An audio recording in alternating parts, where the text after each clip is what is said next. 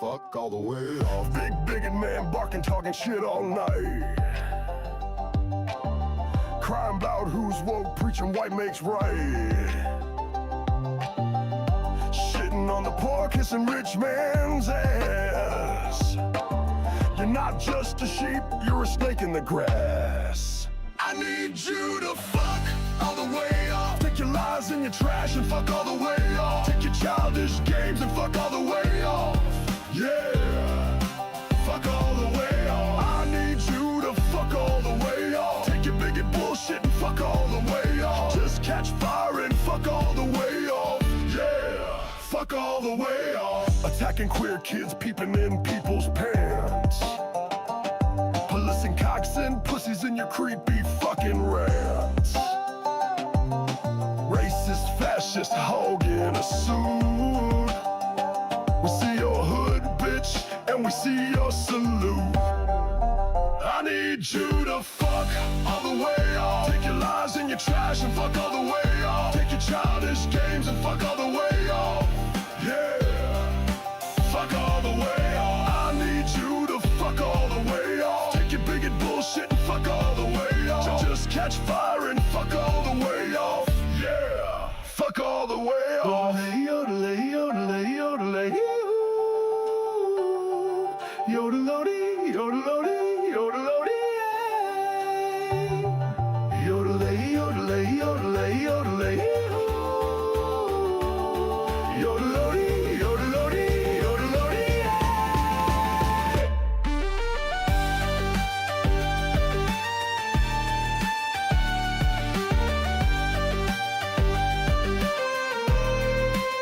You need a karmic beat down. All the way. You need to shut that shit down. All the way. You're such a fucking ass clown. All the way. I hope you catch a smackdown. Fuck all the way off. I need you to fuck all the way off. Take your bigot bullshit and fuck all the way off. Just catch fire and fuck all the way off. Yeah, fuck all the way off.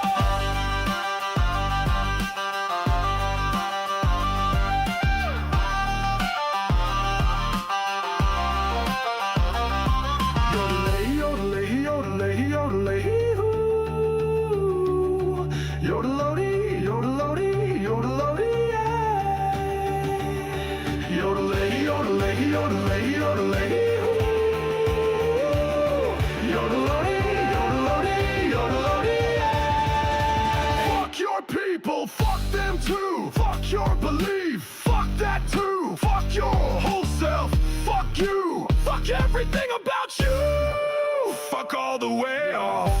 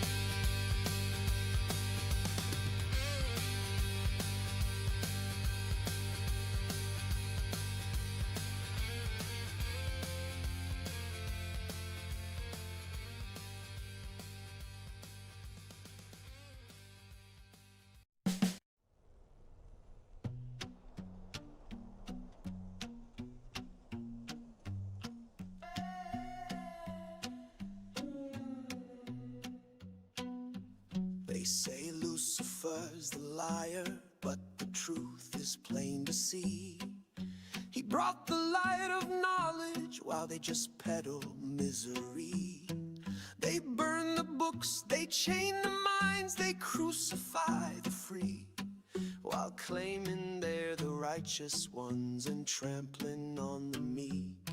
But I've seen the crosses burn at night under hoods that hide the shame, and I've watched them use his holy words to justify their hate and blame. I'd rather be damned, stand beside the morning star, than kneel before a God who lets them go this far. If spreading truth and justice makes me the devil's man, then light the flames of hell. I'd rather be damned. Beelzebub don't judge the color of your skin. He don't need a Bible to say love is never sin. But pastors scream of Sodom while they hide their wicked deeds, protecting all their predators, ignoring children's pleas. And they hail their savior draped in flags and buzz around him like flies. But Mammon's throne is made of light, and theirs is made out of lies. I'd rather be damned, walk with old Nick through the flames, than bow to hypocrites who use a holy name.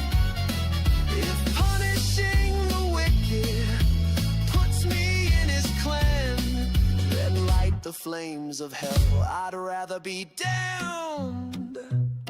Satan wasn't in the churches where they hung the noose and sang.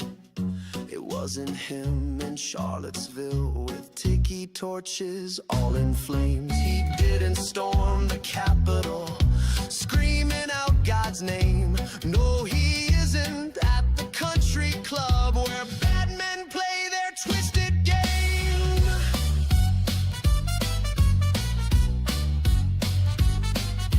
Azazel, Shaitan, Abaddon, call him what you will.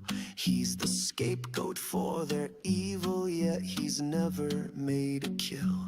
While the pious wage their holy wars, the devil stands aside. He just watches as their hatred spreads and laughs at all their pride. I'd rather be damned, stand beside the morning star,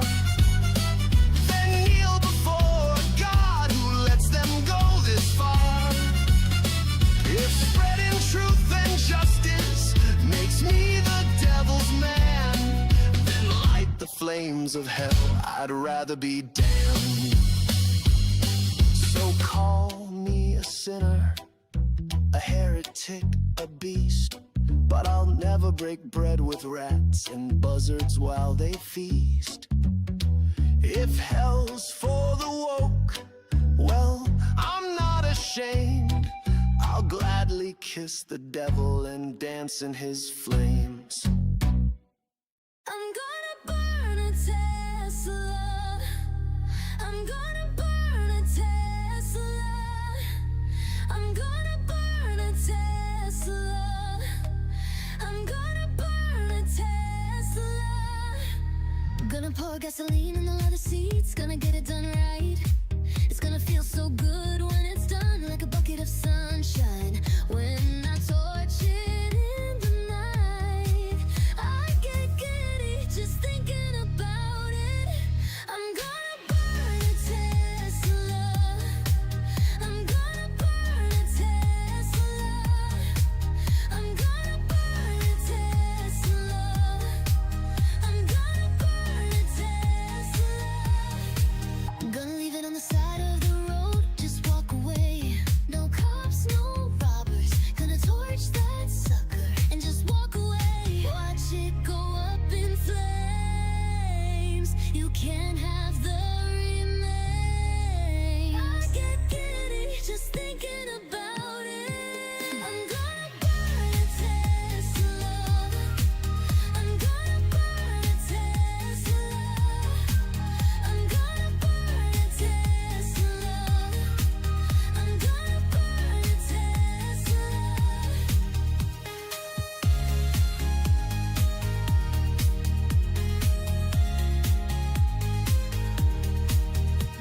more gasoline in the leather seats, gonna get it done right. It's gonna feel so good when it's done, like a bucket of sunshine. When I torch it in the night, I get giddy just thinking about it. I'm gonna burn a Tesla. I'm gonna burn a Tesla. I'm gonna burn a Tesla. I'm gonna burn a Tesla. I'm gonna burn a Tesla.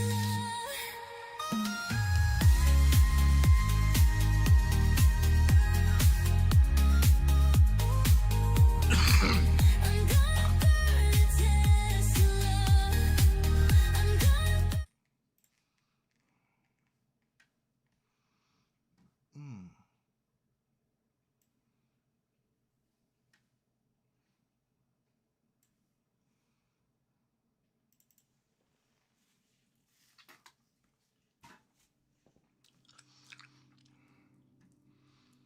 Everybody got the plague right now. Whew. It's horrid. It's horrid how everybody has the plague right now. Well, not everybody, but mostly everybody. Out the door with about 1 week left in office, Marjorie Taylor CNN smug MAGA goon Scott Jennings about Donald Trump, and we have to talk about it. But before we do, if you end up liking this video and you want to support the channel, please be sure to hit the like, subscribe, and alert bells before you Scott go. Jennings is not a smart man. As you know, one of the things we love to do here at Pondering Politics, in addition to celebrating Jessica Tarlov, Luke Beasley, Adam not a Mockler, a smart lot of man. our friends, we also like to pick on Scott Jennings because I think more than anybody, including Jesse Waters and anybody else, Scott is the most effectively smug MAGA goon on mainstream TV, and he just so happens to be He's on not real CNN, bright. not Fox or Newsmax, on CNN. He migrated over to ABC for a panel this past weekend, and this is what he had to say about Marjorie Taylor Greene and Donald Trump. We're going to play this, and then I'll show you MTG's response. Yeah, how does the kind of divide in MAGA, which is a relatively new phenomenon? I mean, there was always a little bit there, but I mean, I don't think, if I were to say what the most surprising story was, I would say Marjorie Taylor Greene becomes not just a Trump critic, but MTG becomes a lib. I mean, that's what happened this year. Yeah. She got a little bit out of shape because the president wouldn't support her. Look at how fucking stupid he is. So, for God, he's so... And look at him. He just looks dumb. You can just, like, feel the stupidity radiating off of him. Like I keep saying, MAGAs do not possess enough intelligence to think before they speak. See, MAGA's always like, ooh, the Democrats are a cult. The Democrats are a cult. Well, look at this. Marjorie Taylor Greene disagreed with Trump. Oh, we're kicking you out of the party. You're a lib now. Oh. And he's even got to do the dumb... You're a lib now. And I'm 12. For a statewide office in Georgia, which she was going to lose if she had gotten into it, by the way. And so she goes off the deep end. Look, I don't think these divisions and all this fraying are as big a deal as some people make it out to be. Trump is still extraordinarily popular among Republicans. He's the strongest party boss in the modern era. And he can get his Party allies boss. in Congress to do most anything he wants them to do, which is why I think in the coming year,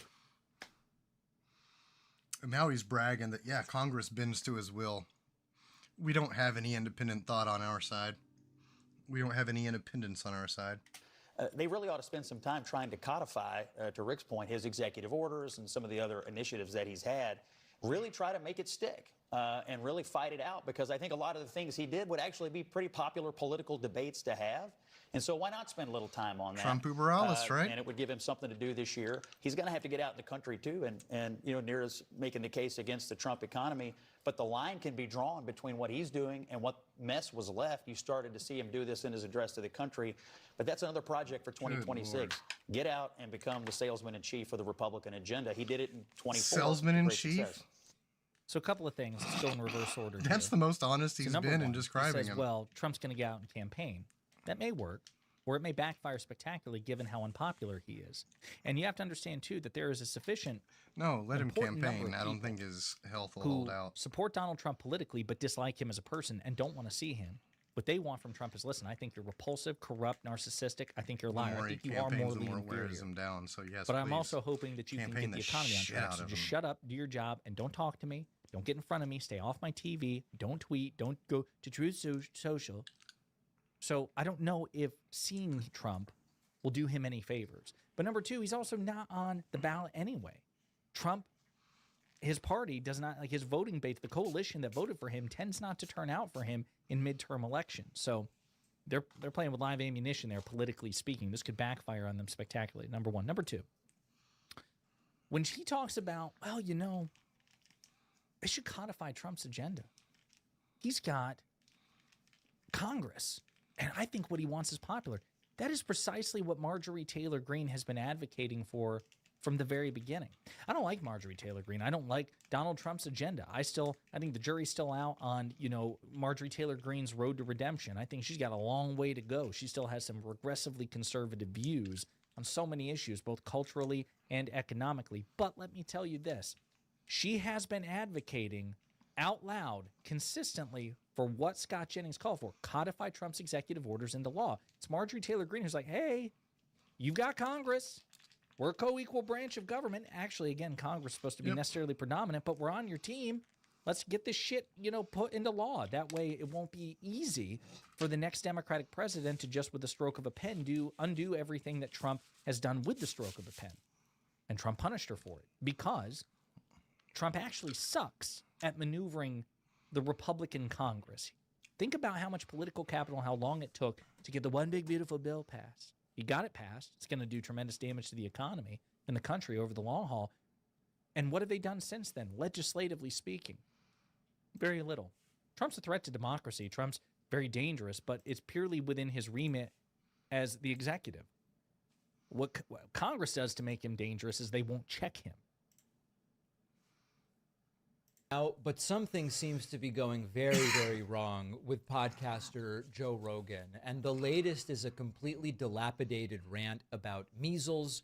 Rogan gets the facts wrong, and therefore he gets the conclusion wrong. And one of the things that is a feature or a bug, I would argue, of some of this anti-vax and pseudoscience rhetoric is that if your inputs are bad, your outputs are likely to also be bad. So here is Rogan talking about measles when he was a kid. Rogan was born in, hold on, let me double check. I believe it's 1967.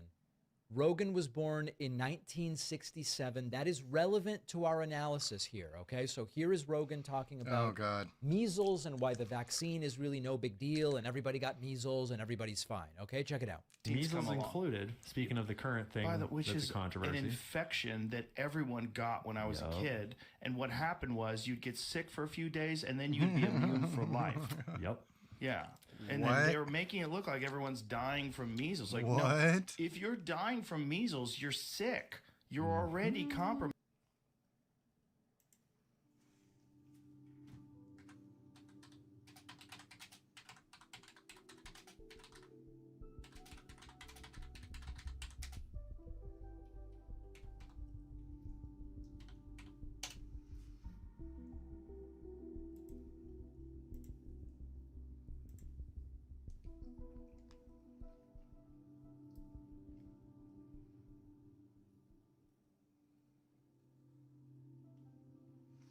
Hold on. I should have done this first.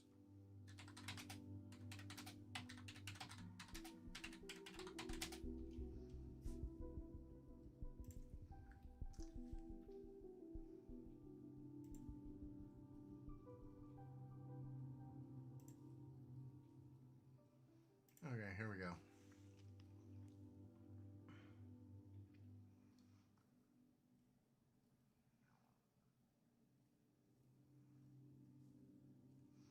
Okay.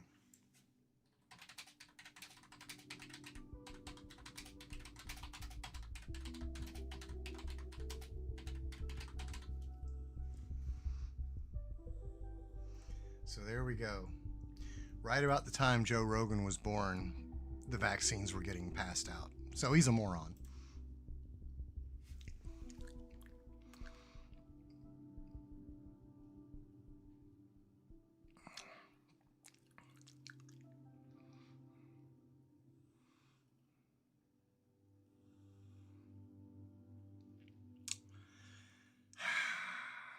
What a moron.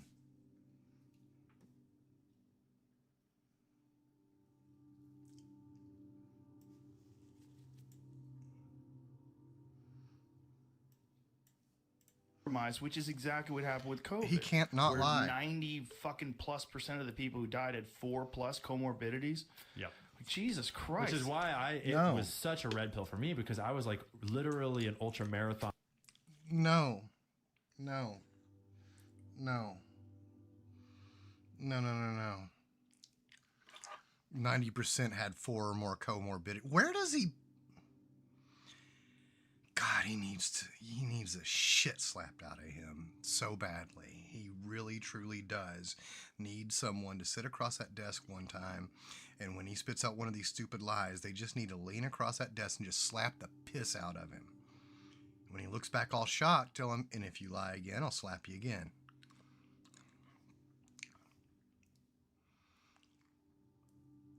Just fucking lies like people breathe.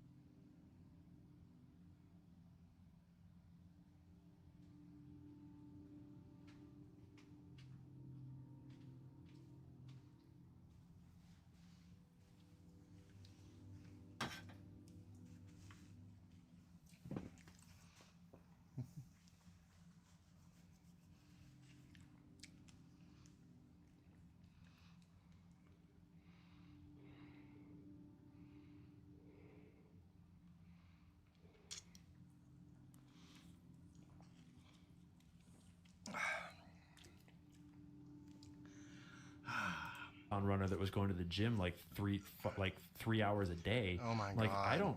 I need natural immunity. I already have natural immunity. Go fuck yourself. What the hell? Now, I don't know who this guy is, but we have proven that going to the gym was not protective. It just was not protective. But I don't even know who this guy is. I don't want to deal with that.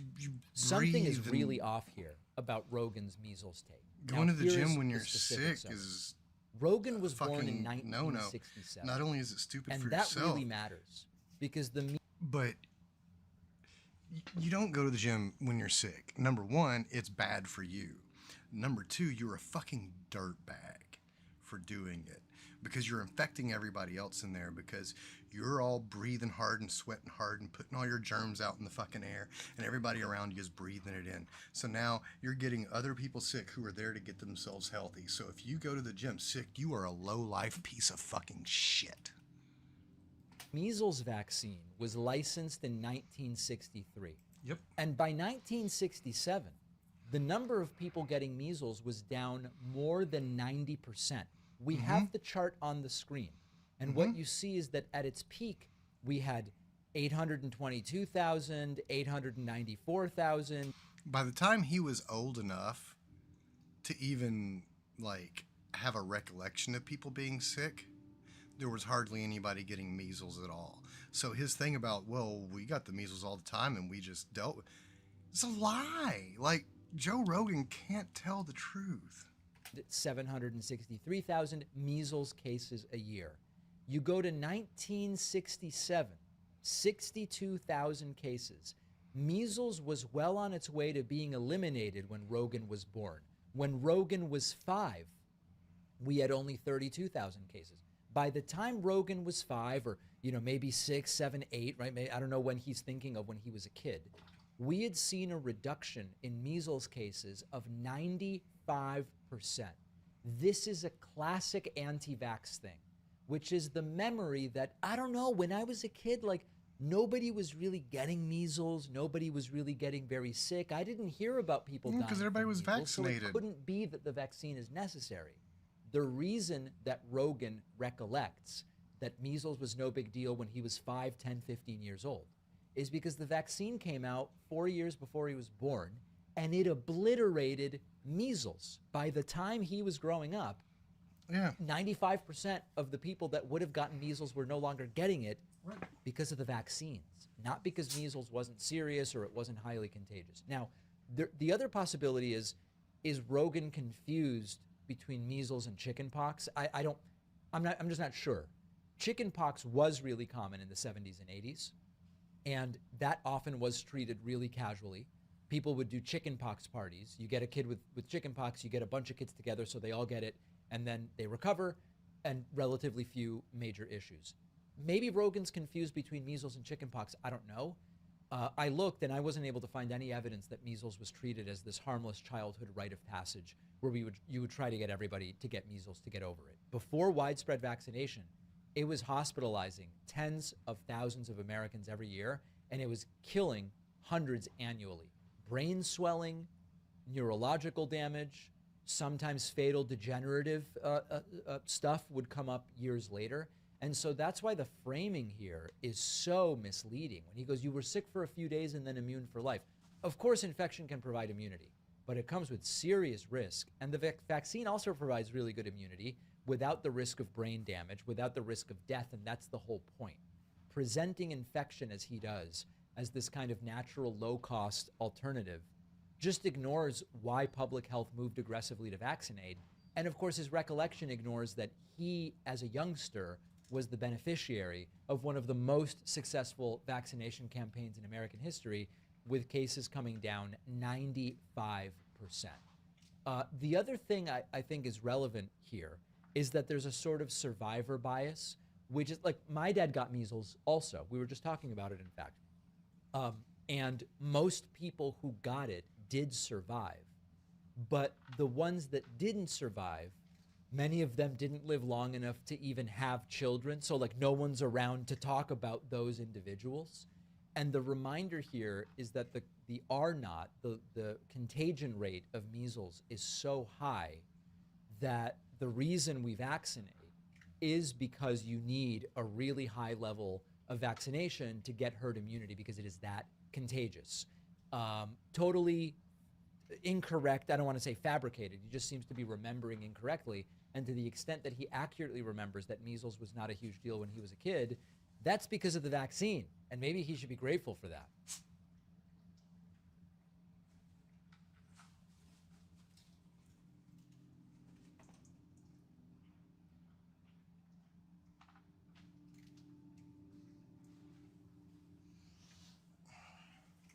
That's why it's so much easier to be a right-winger than it is to be a leftist. Because when you're a right-winger, You don't need truth, logic, rationality. You don't need reality. You don't need accountability or responsibility. You just fucking just make up whatever shit you want and go with it like it's the gospel truth.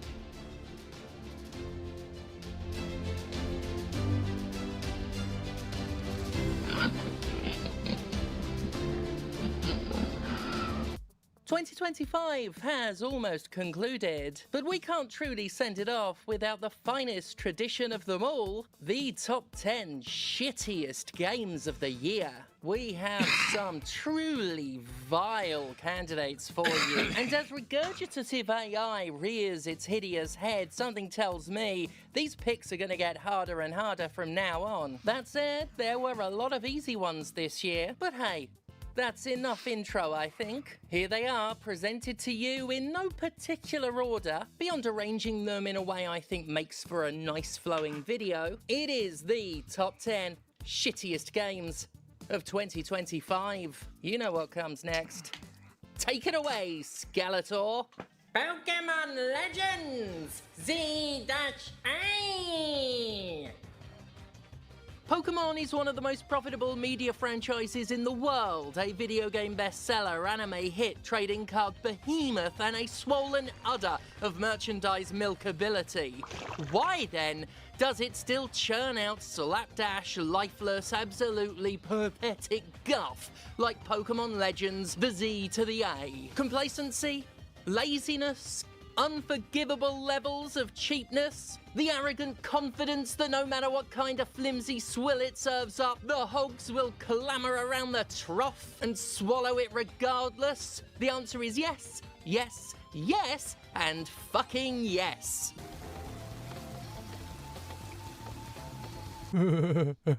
The much debated lack of voice acting is actually the least of this game's problems. They took a genuinely great game in Pokemon Legends Arceus and stripped it to a skeletal nubbin, cutting corners until the scissors went blunt. The open city is populated by static NPCs who are just one step removed from T-posing. The visuals are so basic that most environmental details on the buildings are just flat, jagged textures. Look at these fucking JPEG windows. There's barely any interactivity. The game does some utterly sad things, like there are these basketball court looking places where Pokemon have been stood face to face with trainers idling gormlessly behind them to give the vaguest of vague impressions that they might be battling, so long as you pretend they are. There are asset flips that have more effort put into them than this. Like, what the fuck? There is so much implied activity like this in the game, where Game Freak couldn't be bothered to animate anything. At one point, a streamer character is supposedly playing a video game while sat on a chair with her hands on her cocking lap. Rather than render anything visually, Pokemon Legends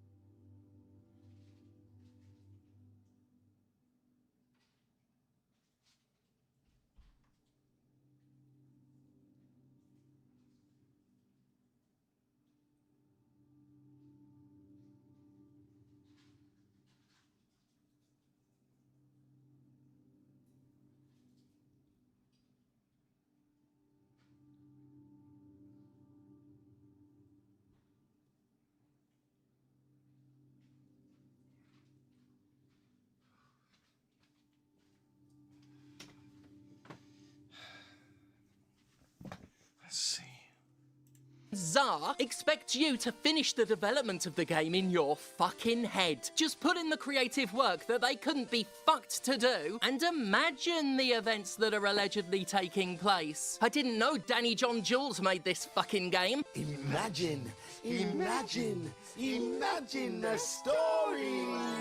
I don't do that kind of work for free. Lord. These days I charge a pretty good rate to imagine things for people's games, but I could be charging a penny a day and it'd be a fuck sight more than Game Freak is willing to invest in anything. The gameplay itself fucking stinks. Real-time battles are a great idea, but the Pokemon have sub-rudimentary AI, frequently trying to attack each other through solid walls or getting stuck on the furniture. In a true showcase of how little effort went into this low-budget, premium-priced game, the nighttime battles, where everything goes a bit Poke-Purge, pretend to be stealth-based. Pokemon Legends Z-A tells you that you're prowling around trying to ambush trainers before they ambush you. But because the trainers have even less AI than the Pokemon, they either stand fucking still or patrol up and down a bit of street. There is no cat and mouse. What you have to do is sneak up on them and try and hit them before they see you, because the split second they do, it's treated as if you were ambushed. Again, you've got to fill in the fucking blanks. It's an approximation of stealth gameplay, Frankenstein together from the game's already barely present existing mechanics. This is truly lazy. Oh, you're not supposed to use that word? It's lazy. Cheap and bone idle. Where did mounts go? Where did all the cool rideable Pokemon from Arceus fucking go? They were cut.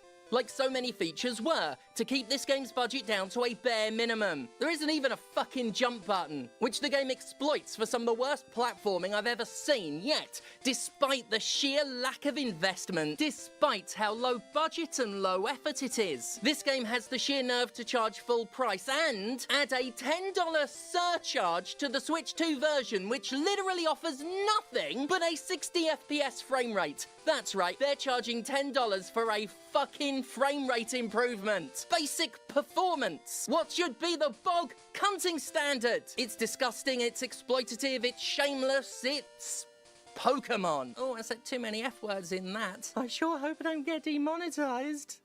Tamagotchi Plaza! It's incredible how something as recognizable as Tamagotchi has had so few video games over the years, but considering they're almost all hot garbage, maybe that's a good thing.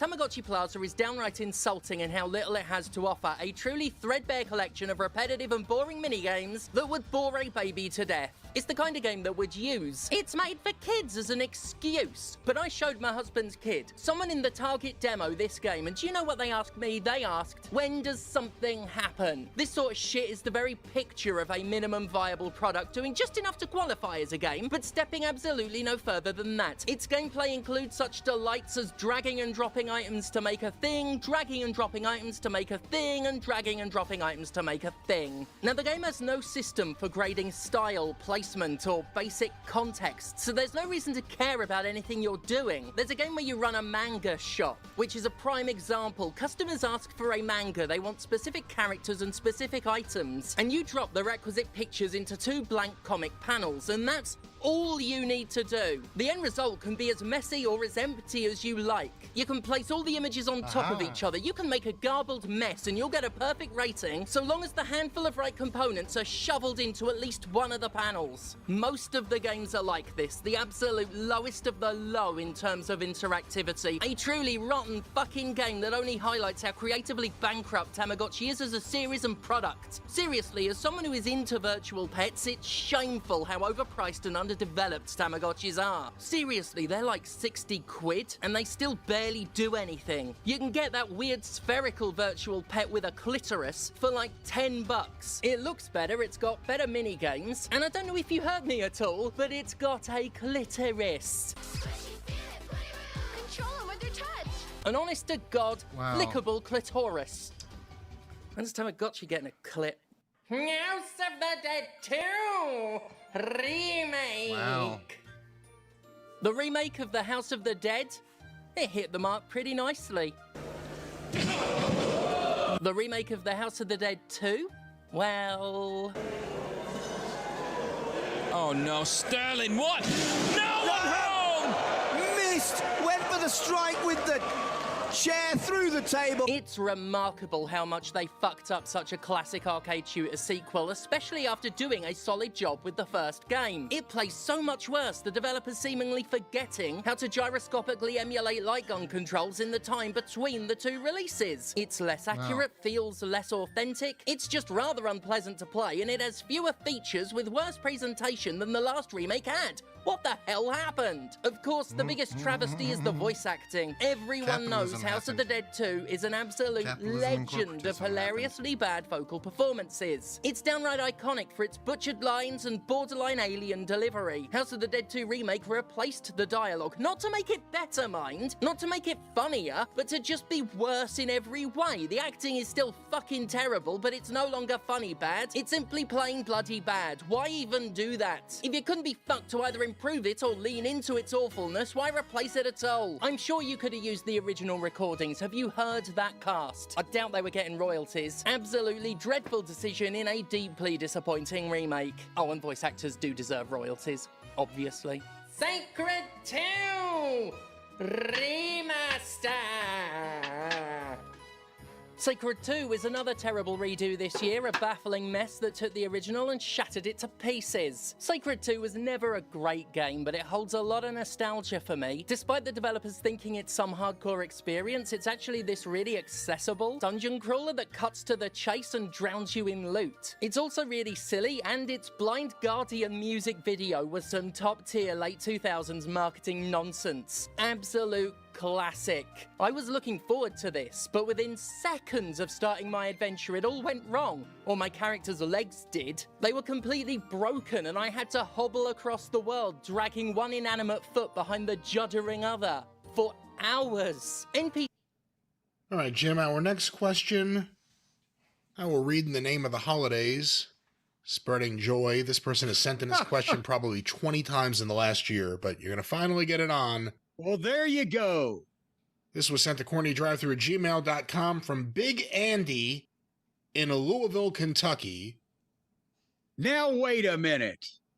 I knew Big Andy, and he was from New Jersey. Big Andy Varga. You remember him? I do. I used to buy stuff from him, not as the stuff that you got before the convention opened, but yes, I do know. Yeah, that's how you were only about 7 years old when I bought all of the stuff from Andy Varga. What does Big Andy here in Louisville want to know? Jim, who was the fartinest motherfucker you ever had to be in the locker room with? This guy sent this question nonstop all year. You finally get it on. Who was the fartinest motherfucker you ever had to be in the locker room with? Well, see, I don't know. It depends, because it depends. A lot of the bodybuilders, those protein shakes would, just make you just stinky fart. But at the same time, some of the guys with, a lesser, shall we say, strict diet, who are just eating shit all over the place, they might be able to bust one out every now and then that would, send everybody running from the room. But I don't know if I can finger a particular person as being I'm kind of proud of what I've done in the past. Because when we went to Louisiana, Dennis Condrey had bought that van from Stan Lane, a Ford Econoline van with the side door that slides open and everything, right? And it's got the kind of okay padding on the back where you can get a little rest, but not like a whole customized thing. But one time we were on a trip somewhere, and I had eaten, I think the previous 3 meals that I'd had were all from gas stations, because we're always in a fucking car, right? And I'd stopped and got some KFC nuggets and gravy on top of like the previous night's gas station smoked sausage with barbecue sauce from the place in Little Rock, whatever. And as we pulled up to the gas pump, I let out, and the ones that are hot, Brian, the ones that are the highest temperature are the ones that are going to be not only the quietest, but the stinkiest. Because think about this. When you fart and makes a loud noise, it's not hot, it's cold. But if you fart and it just comes out like that, it's noxious gas and it's hot. It's almost flammable. We pull up to the pumps. I let that out. What are you saying? Just say that it's flammable. The next line is we pulled up to the pumps. But that's where we were. We pull up to the pumps, and right when I let that thing, everybody smelled it at the same time. And Dennis was driving and jumped out of his door, and Bobby was in the front seat and jumped out of his door.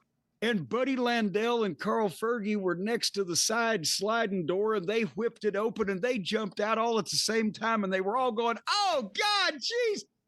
And we scared this poor old woman next to us to death. All of a sudden, this black van pulls up, and she's sitting there quietly in her car, and these bleach blonde 250-pound muscle heads jump out of every door all at the same time screaming, "Oh, God, Jesus Christ." And she almost pulled the fucking thing out of the tank while the gas was still going. And she was, and they said, "Oh, we're sorry, ma'am. We're sorry, ma'am." He farted.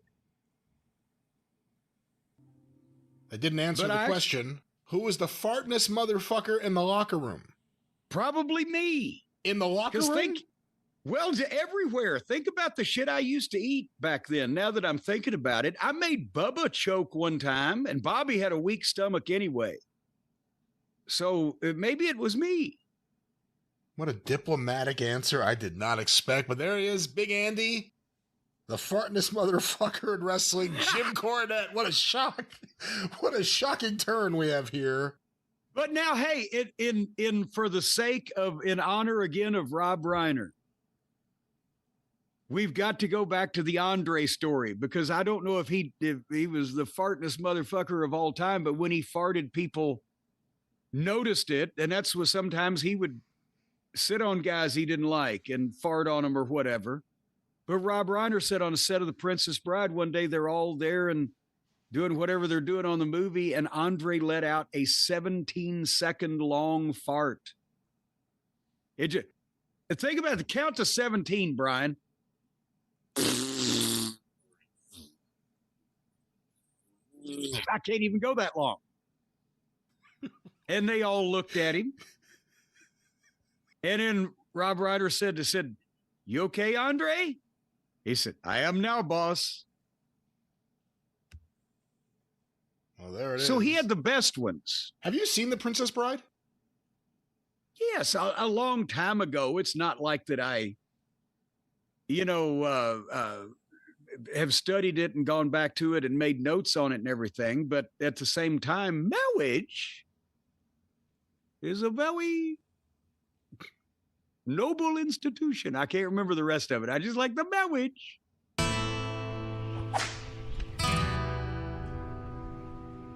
Ray in London says, "Hi, Dutch and James. What is Dutch's top 4 worst wrestlers of all time?" So it's like almost Mount Rushmore, but then picked up and then driven into the dirt. So like the subterranean Mount Rushmore of the worst wrestlers of all time. Who would you put on? Who's my number one pick, and it always has been? Goulas. George Goulas is the worst. And if I'm really the other bad wrestlers, I cannot really put them out there. Brackus. Oh, Brackus was horrible. Name some more, I'll tell you. Brackus, I tell you, I've been in easier street fights, believe me, than that guy. He was like wrestling a refrigerator. I said wrestling a refrigerator. He was like wrestling a refrigerator. You couldn't move him around. And he had the idea about wrestling since he was a big muscled up guy that everybody else should, he should just beat the crap out of everybody else. But when it come in time for him to sell, it made really, you could actually beat that guy and actually hurt yourself by going over. I don't know. This list is saying the Great Khali. Which I know you've never wrestled, but you have worked with physically, but that was in the Zeb Coulter days. Well, I didn't work with him. I think I did an interview with him. I did an interview looking up at him, is what I'll say. Anyone else that you can think of just back in the day that was just like pulling an anchor and just terrible? Anybody that had that big body and you just couldn't move them around. I don't know who it is, but I think George Koulas he wasn't that big a guy. He's just tall. Here's one. But I've got one. He was just awful. One of the Russians, but it was like a replacement Russian for Nikita. Oh, the last one. What was his name? I can't remember. I'm gonna pause. I'm gonna find it. Vladimir Pietrov. Oh my God, that was another one. But this guy was, he was big. He could move fairly well too if he wanted to. I was in a match. Me and Jaggers were against the match with Ivan and Pietrov in Asheville, North Carolina, on a Sunday afternoon. Now, where most people on a Sunday afternoon, they get up on Sundays and they go to church and they give the offering and they go to a nice dinner. Now, what am I doing? I'm riding up through the mountains. You got to leave at like 12 o'clock to go to the show. And I'm with Jaggers and we're against Pietrov. And we got into the match and Ivan was fine. I got in the corner one time and Ivan's in the ring. I said, listen, please stay in here. We'll do the finish with you instead of doing it with him because he is killing me. And I don't know what Jagger told him, but it was just, they were going over. They got behind that team a little bit. And I was thinking, how long, this is what I'm thinking, how long are they going to put up with this guy being as bad as he is? I mean, he actually looked bad in the ring. Ivan was fine. And he could get by. Plus, he had a little bit of an interview. This Pietrov guy, I don't know where they found him, some musclehead. And of course, when I got back to the dressing room, I didn't say too much, and as the usual custom, you're supposed to go and, acknowledge the guys you worked with, thank them for the match. And that's an old wrestling custom. And I went up there and I shook his hand and I said, thank you very much, only because I was supposed to. And I wanted to tell him a few things, but he just wouldn't get it. That was Ivan's job, not my job. Now, but he was just hard to handle. And he was there about a month more, 2 months more, maybe, and they eased him out or done something with him. Or maybe I left. I don't know. Did you ever wrestle Angelo Mosca Jr.? I did. He's on this list that I found online of the worst wrestlers ever. Would he belong, or was he okay? I don't think he belongs on that. Okay. I think he was the type, I think his dad wanted him in it, but I don't think he wanted to be in it. And he tried, I'll say that. He tried, but he just, it's like learning to play the guitar physically, or a piano, or anything else, or learning to play football. You either got the gist of it or you didn't. And he never really caught on to wrestling. David Flair. David Flair tried, but he didn't have the psychology for it, for one thing. And he was a nice kid. I thought my job unofficially was to keep Cornette from killing Russo. So I never had them in a room at the same time. Never had them around the same table, but they were a lot of distance apart. But when they let Jimmy go, I heard that they had to hold Jimmy back from going and attacking Vince. Because, of course, quite naturally, he's going to blame Vince because Cornette was still a part of the creative team. They let him go. So who's the cause of this? I don't think he thought that Hogan and Bischoff did it. He thought that it was a work of Vince. And it is a wonder that they didn't have a problem. At one point, I had them almost on speaking terms, or Cornette on speaking terms. It was Cornette more than Vince. Cornette wanted to kill him. I love Jimmy to death, but he's got a bad temper. And when he goes off, he goes off. I thought my job.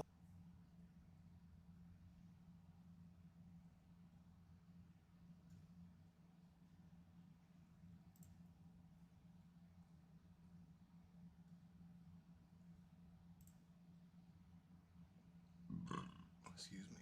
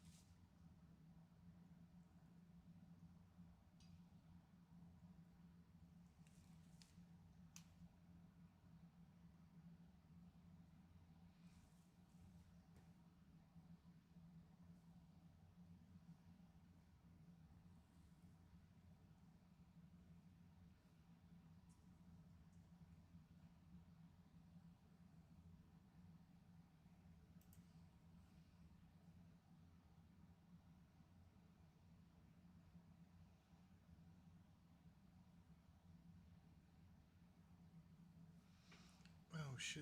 I was gonna try to play the monster truck game with my steering wheel at one point.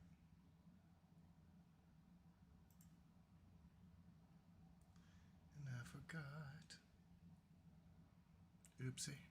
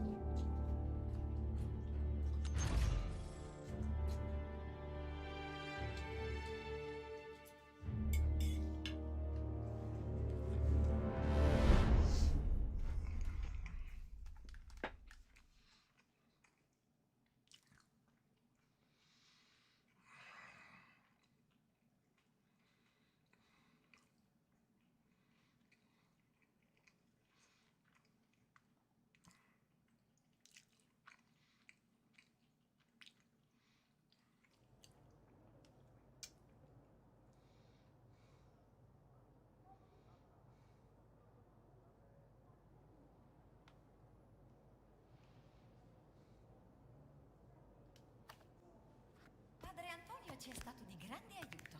Già, pensavo che mi piacerebbe avere una sua fotoricordo per quando torneremo al convento. Chiedigliela, ne sarà sicuramente felice. No, mi vergogno a chiedergli una cosa del genere. No, no, più a destra.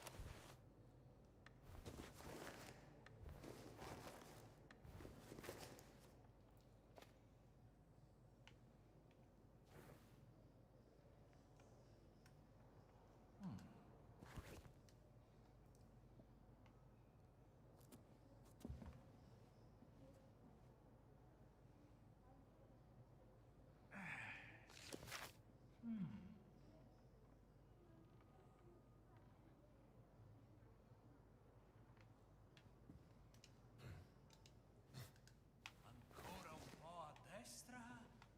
Perfetto. No, più a sinistra. Padre Antonio ci è stato di grande aiuto. Già, pensavo che mi piacerebbe avere una sua fotoricordo per quando torneremo al convento. Questa è la mia biblioteca e ho il diritto di sapere che fine fanno i miei libri.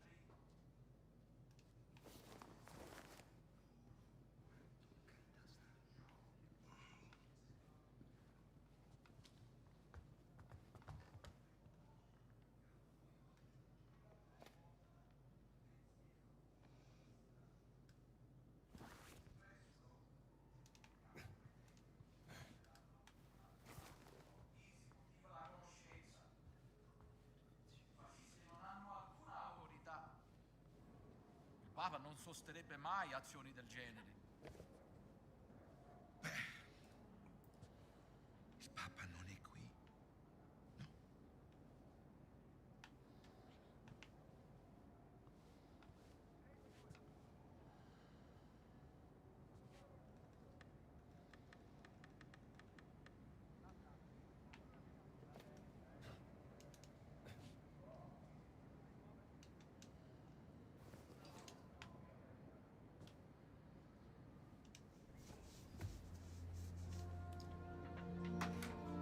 You all aces?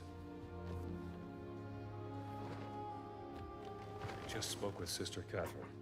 She mentioned a diary written by Father Crescenzo. You know about it? I'm afraid you are too late, indeed. I had just found it when Father Ventura and his black shirts came and took half of my collection. The diary included. It must be important. What's in this diary? I don't know. Maybe more of Crescenzo's writings on giants and fallen angels. I had forgotten all about it until Sister Catherine brought it up. Think. Where would they take it? I believe they keep confiscated material in a room inside the Apostolic Palace. There is an entrance that leads there from the sewers. Should I ask how you know this? You may ask, but do not expect an answer. Good luck, Henri.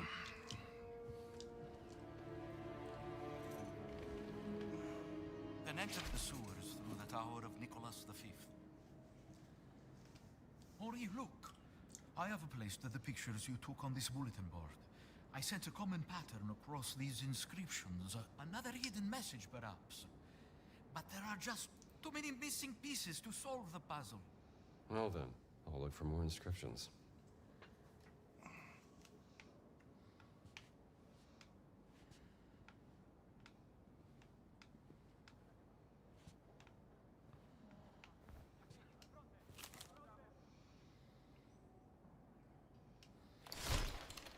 This Ventura guy really doesn't like you, does he?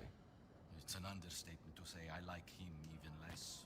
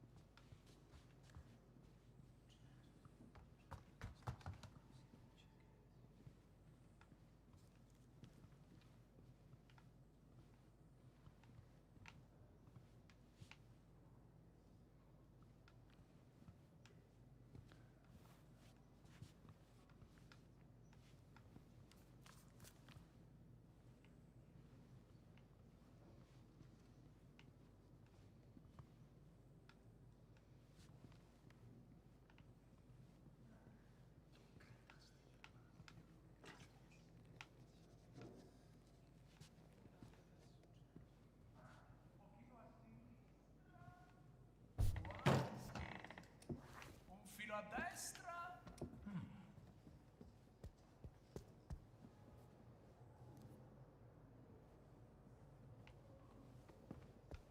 Padre Antonio ci è stato di grande aiuto.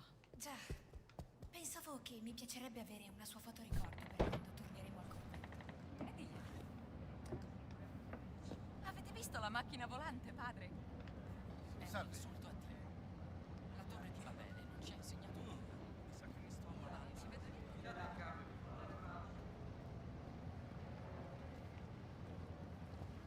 Buona giornata, padre.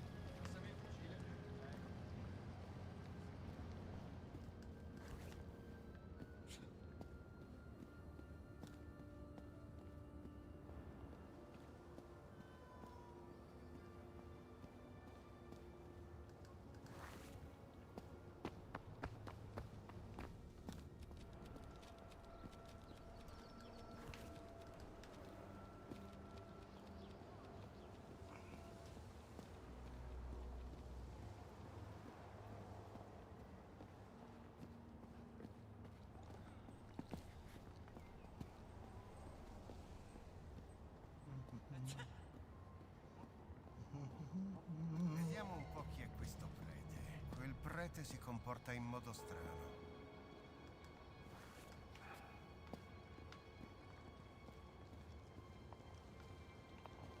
È intruso! Dove hai rubato quei vestiti? Voglio dare un'occhiata. Adesso sei morto! Ora ti faccio fuori! Non puoi niente contro di me! Fermo! Che codardo!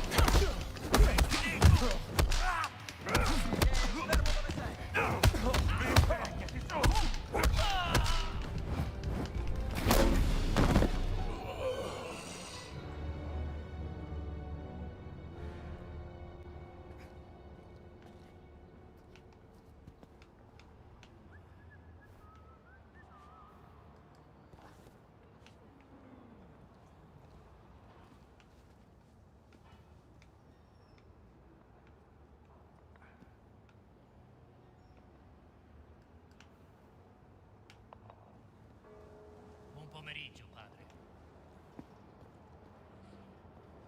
Dovrei capire chi è quel prete. Damn it. He's on to me. All right. Should be a way into the Apostolic Palace from here.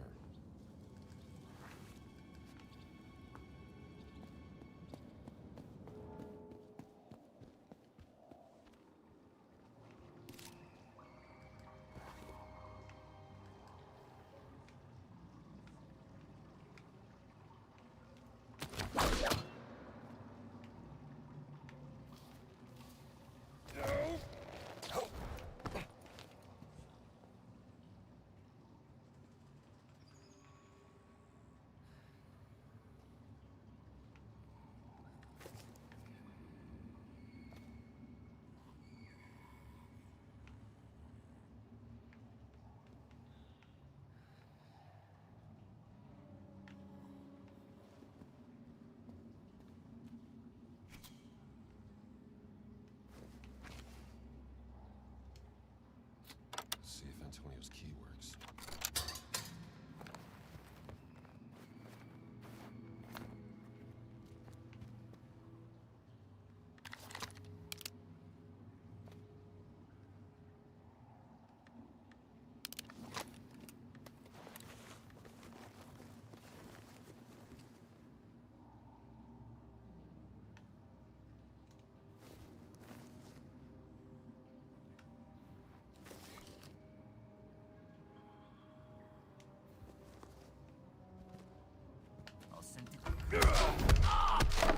All right, frail fellow, let's go.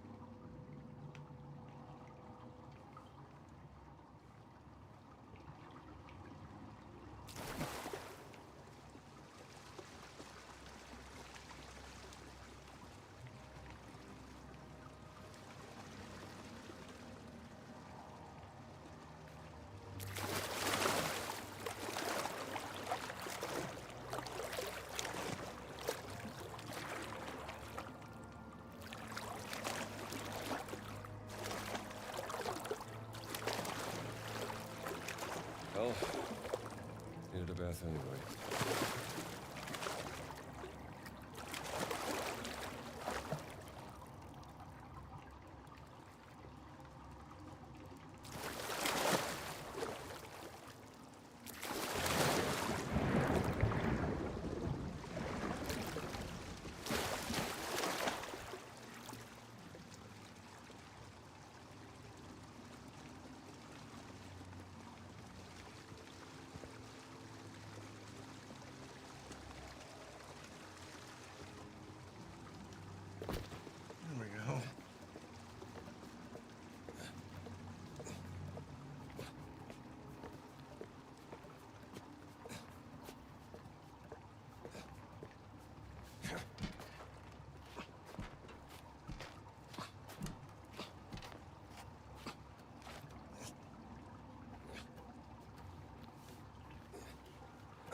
shithole.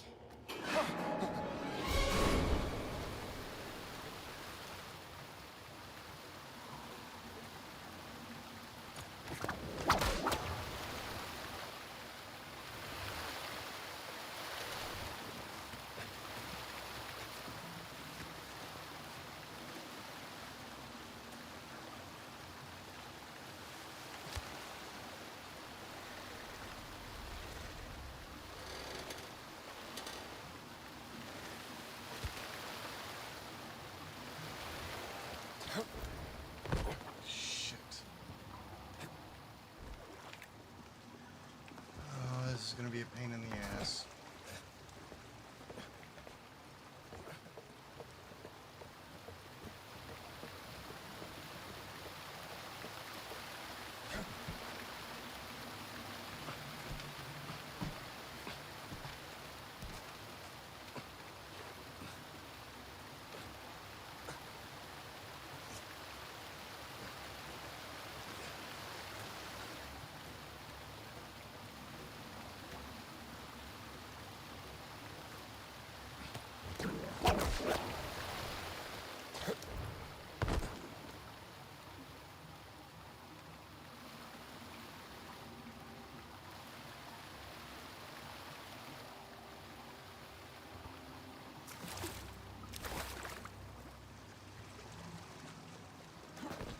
One more try and I call it quits, because this is fucking stupid.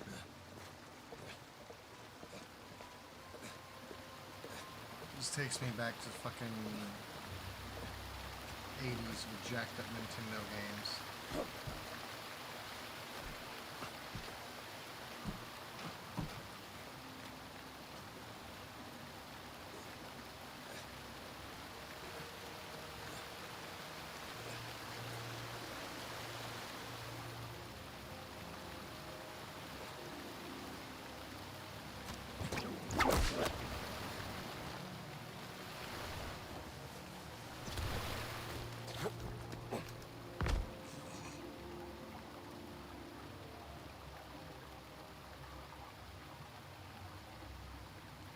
Really, god damn, I wish I could bring a dev into my room right now and just slap the piss out of him.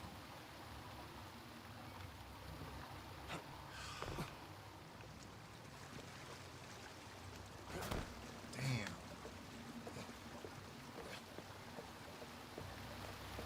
Motherfuckers that do shit like this, they need to be, like, fired and blacklisted from the gaming industry. What the fuck is wrong with you? What the fuck is wrong with you? You thought this would be fun.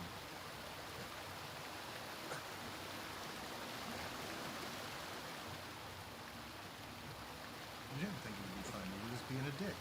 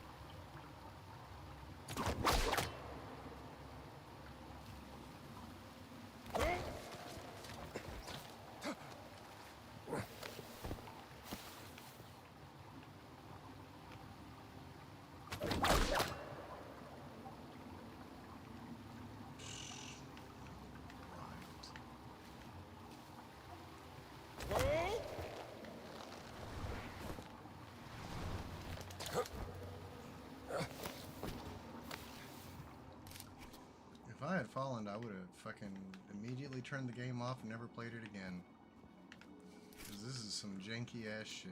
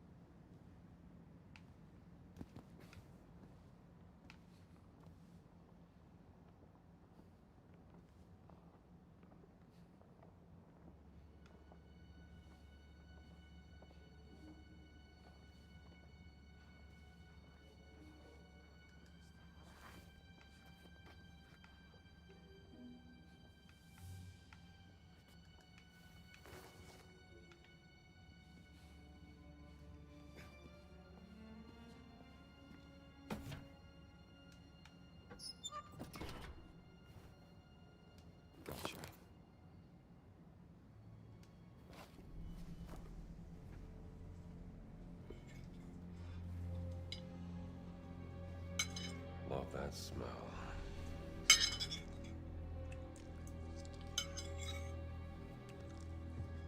Inspiring with the holy seed, giants thus constructed a secret chamber underneath the Vatican to contain and keep the most holy of objects from the eyes of the world.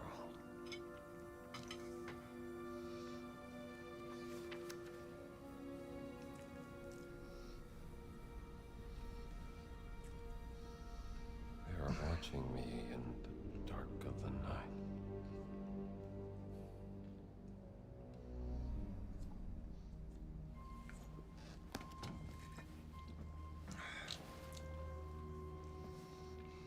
This is definitely not get a kick out of this.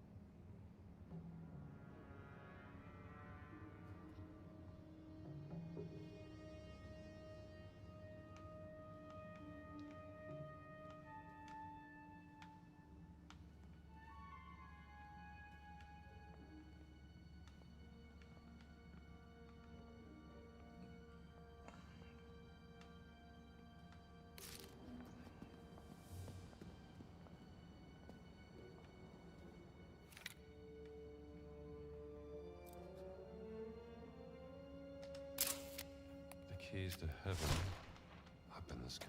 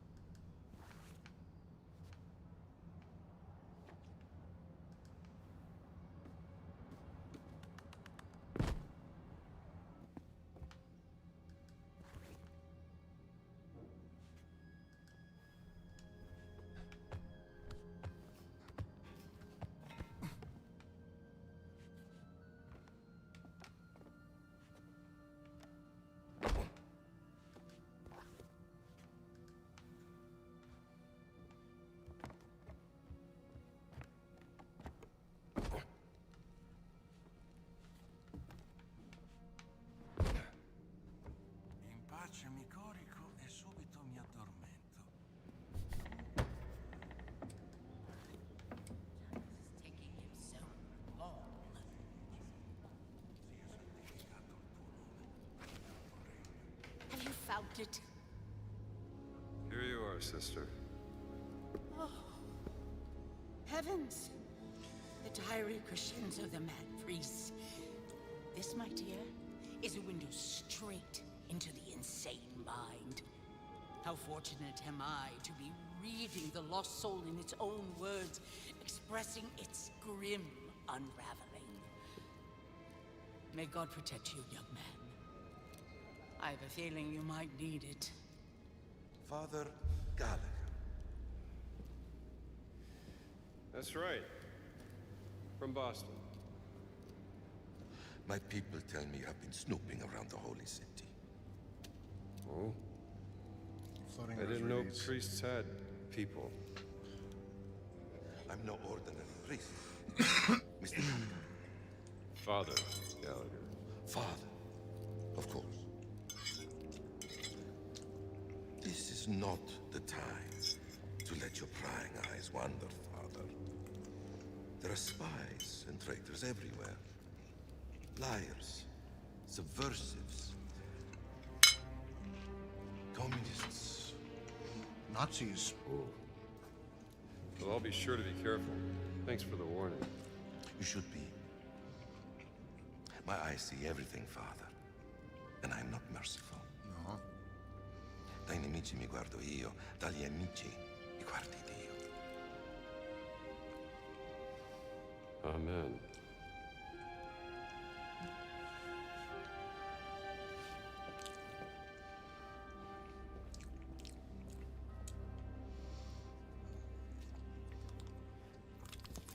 All right. Delivered. Clues found. Making progress.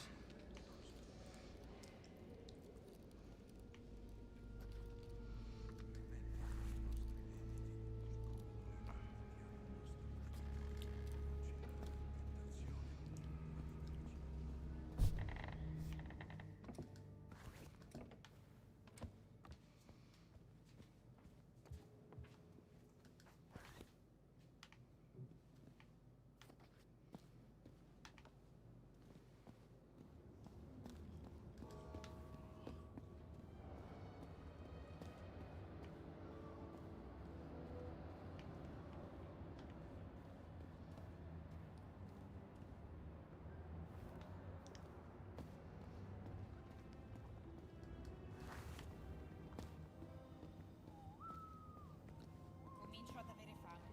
Sai cosa ci vorrebbe? Uno di quei cornetti da leccarsi i baffi nel cielo.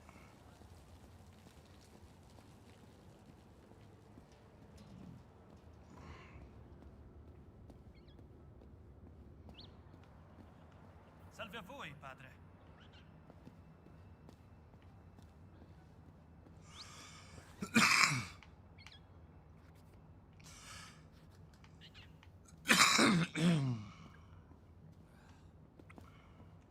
Ma perché non mi fanno entrare?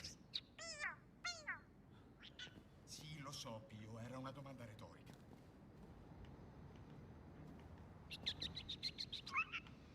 Intrufolarmi. No, hai perso la ragione, Pio.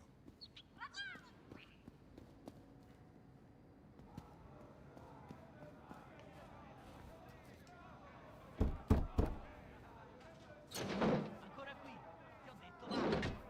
I wonder what's going on in there.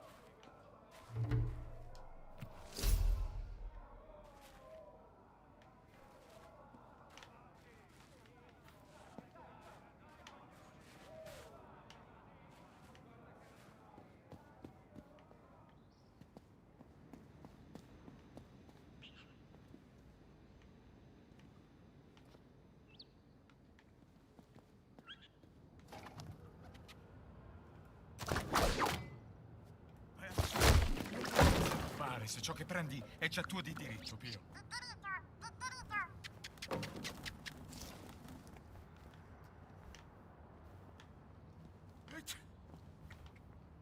Ma perché non mi fanno entrare? Sì, lo so, Pio, era una domanda retorica.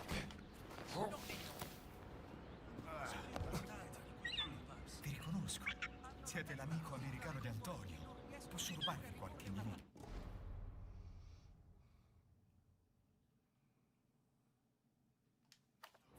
Non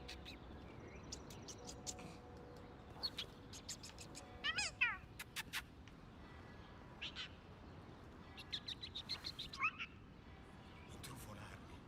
No, hai perso la ragione.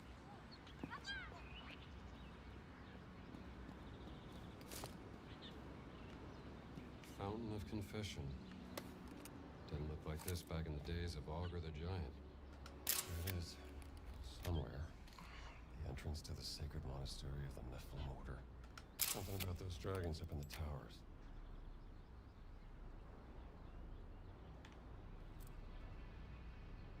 Should get up there and take a closer look at those dragons. Seems like the dragons can be turned.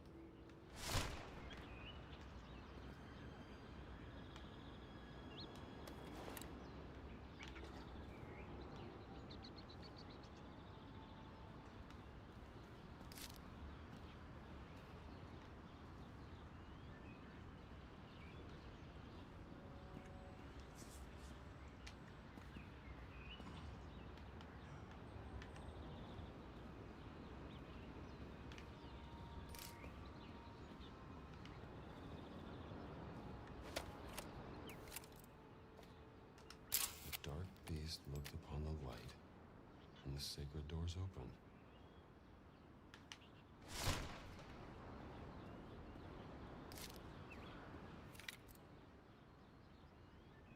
The dragon of light turned to the dark, and the sanctuary was unveiled.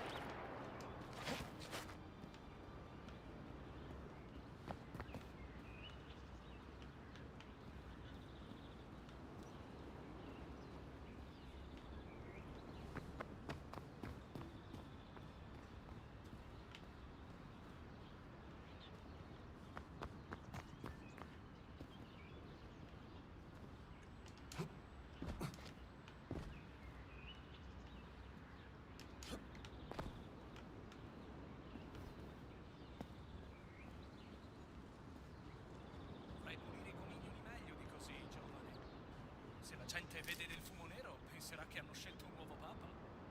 Oh, chiedo scusa. La prossima volta ci scenderò di persona e mi assicurerò che sia tutto pulito. Sto scherzando, giovane.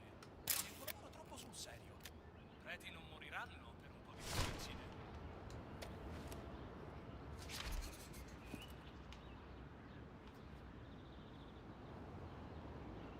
Salve, padre. Blessed day, sir.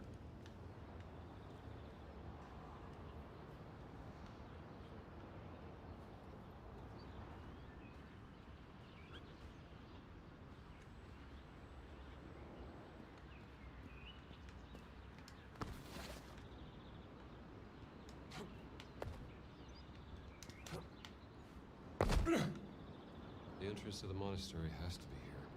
How do I open the secret entrance?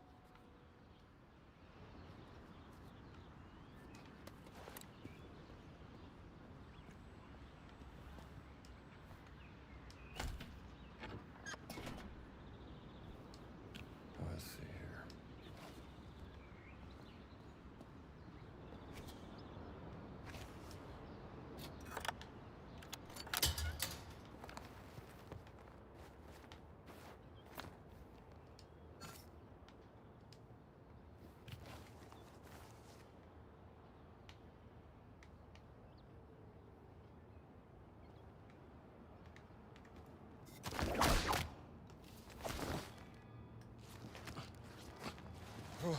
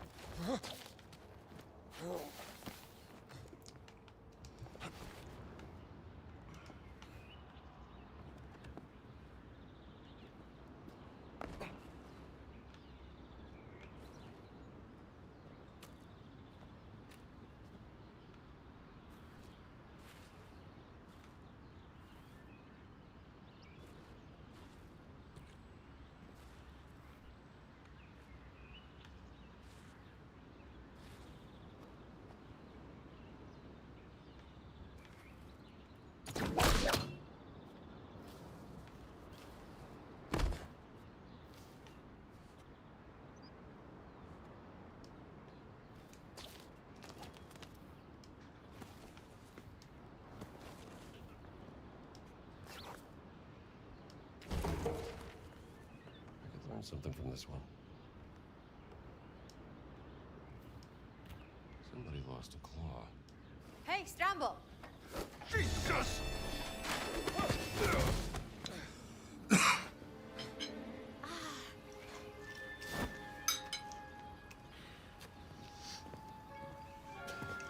What have you found?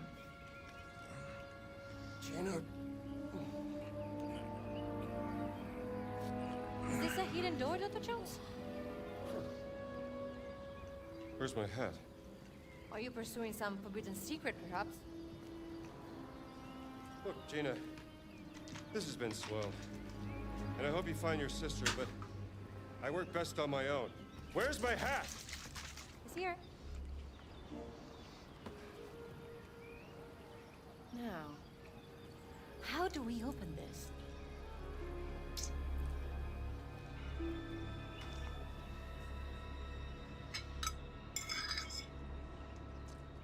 Any clues? Well, I found this claw. A claw. Now, what do we do with that? This fountain must be hundreds of years old. It's been restored. The foundation is at least 1,000 years old. Be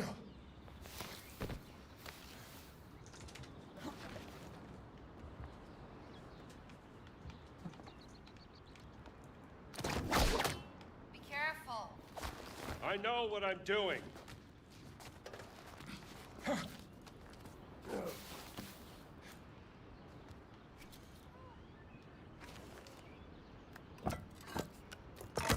Perfect. Sounds like the hat's on top.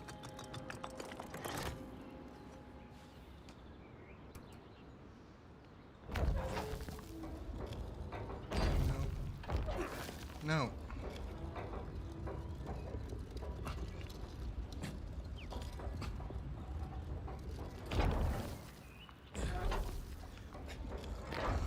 What the fuck?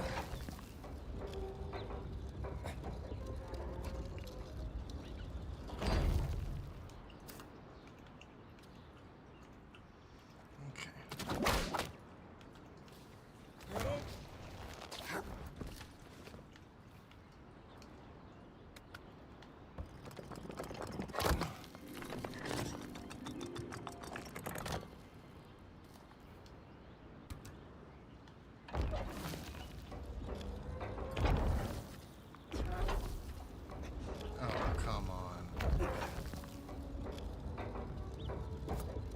Incredible.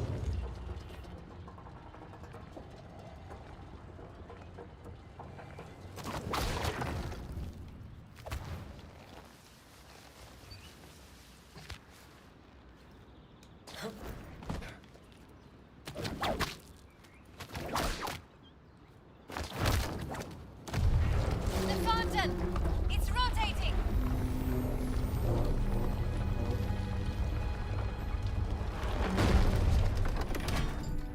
Look, there's a handle. I say we try pushing it. I've never seen anything like this. Is it locked? Yeah.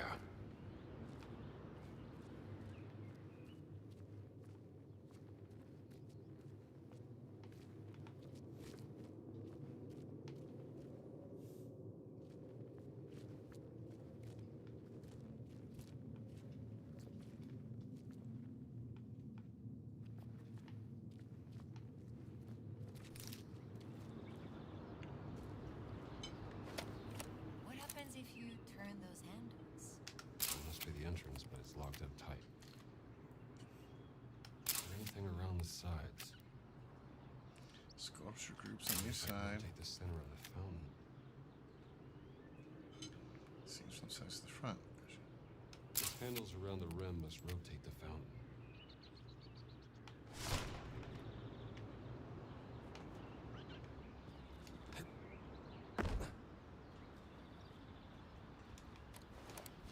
The handles appeared when the fountain rotated.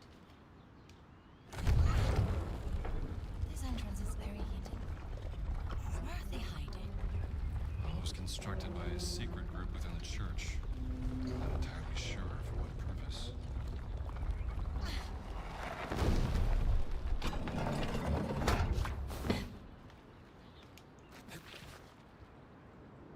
Why is that man holding a bucket? It's a receptacle to carry holy water for baptizing. The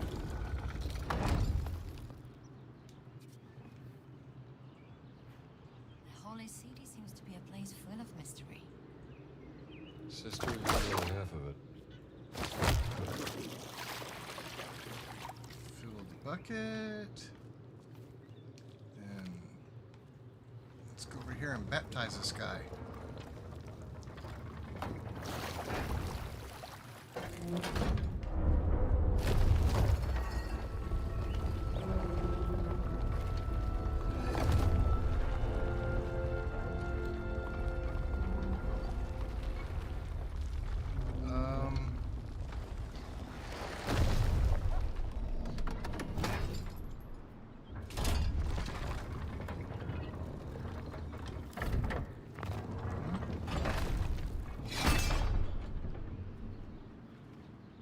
Is it still locked? Afraid so. How do I get you?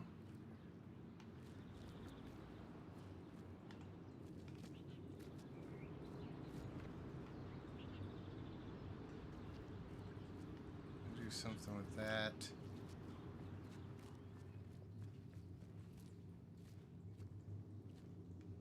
Oh, this is going to be a whole thing too.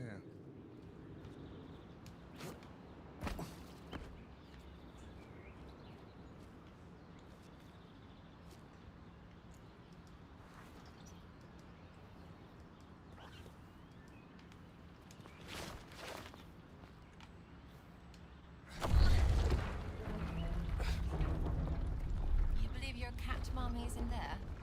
Maybe. At least some kind of connection to whoever stole it.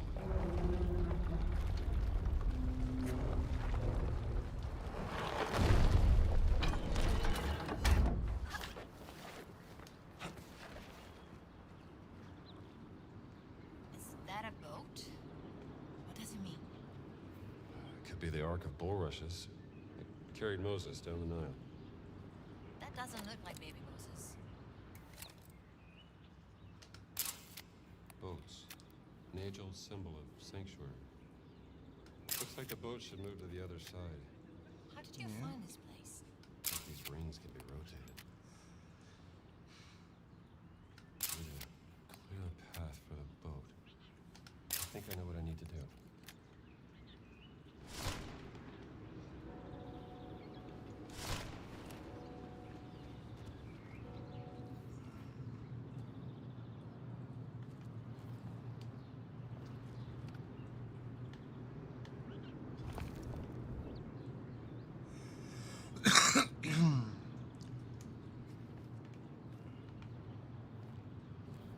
So, not that yet.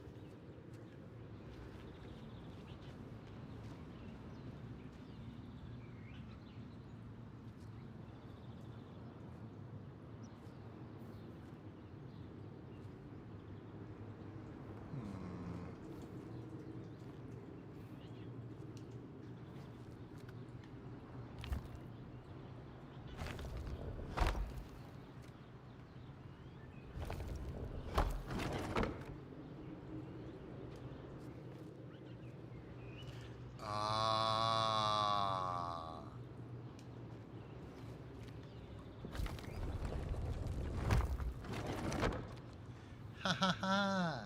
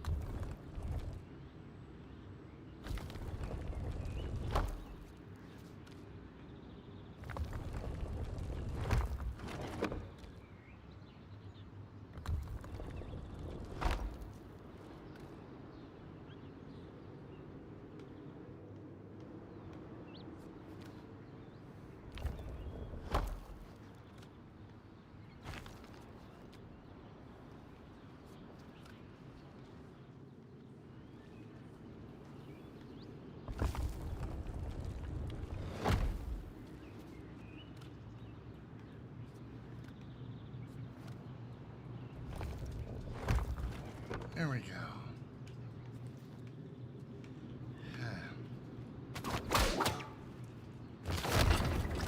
Oops.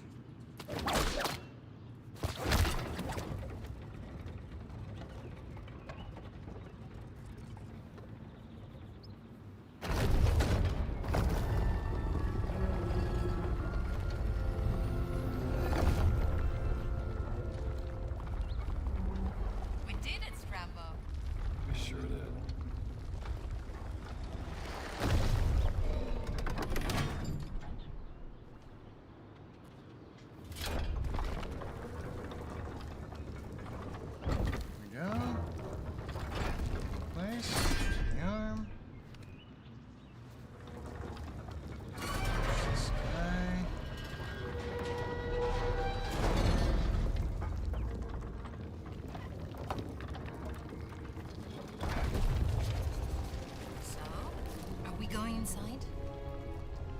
I'm going inside. I don't need him. Coming. What? Guess they won't take no for an answer.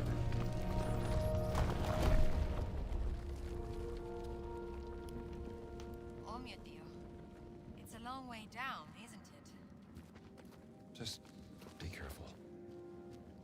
I'm always careful.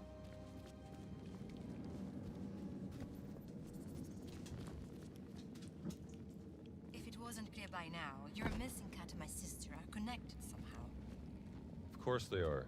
And the connection is Voss.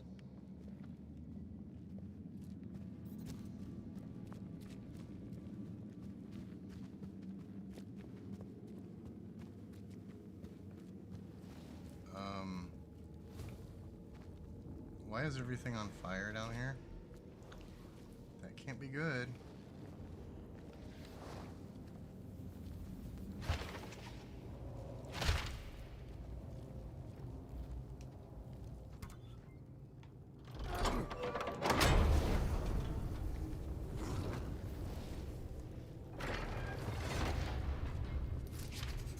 Something about flames. What does it say, Professor? Heed the trials of Augur. The bold chase glory and perish in flames. The worthy walks wisely and Perishing flames. that's what it says.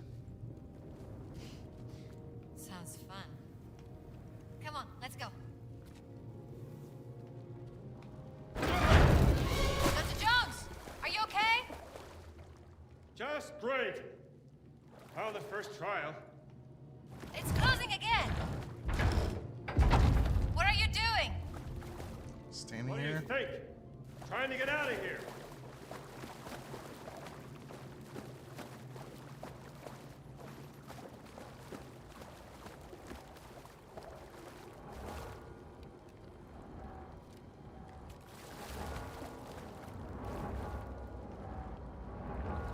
Oh, there you are. Get up here. Yes, ma'am.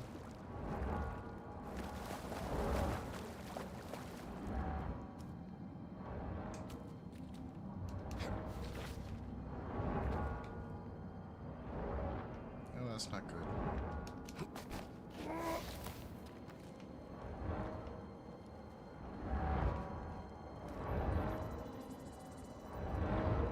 Oh, son of a bitch.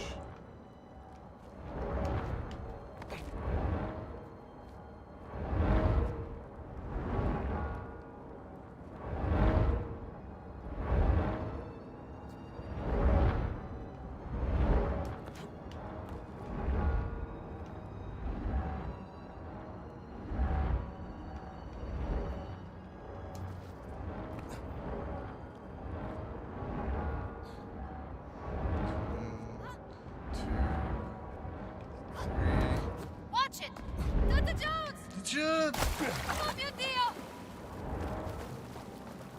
Oh, Got thank ahead of God. myself.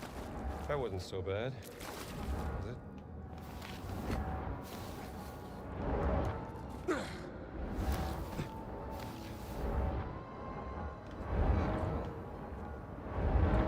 Don't have to go back.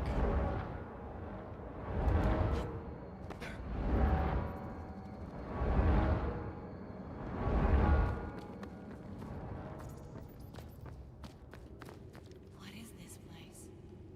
Everything in here is so big. Like it was made for giants.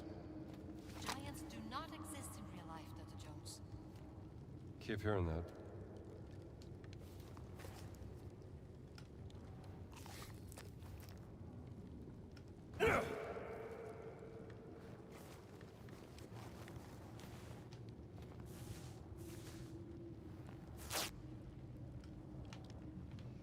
Okay.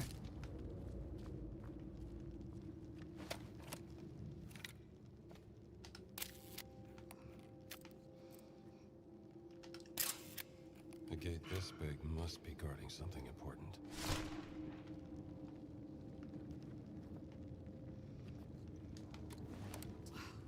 More dragons.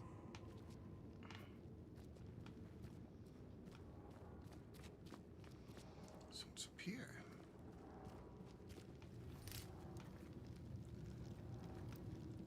lever. A lever. Face the challenges of silver and gold. Forge the sacred keys.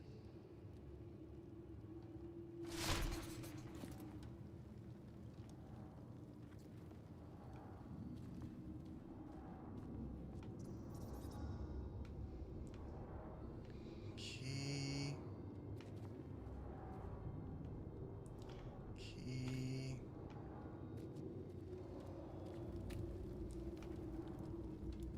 Some kind of a lever. All right.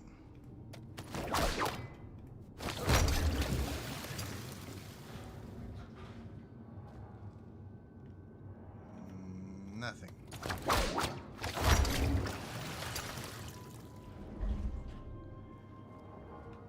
Nothing.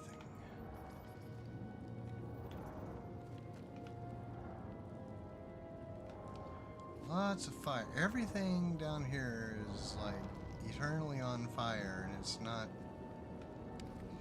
Okay, not a problem, right? Face the trials of silver and gold, forge the keys. All right.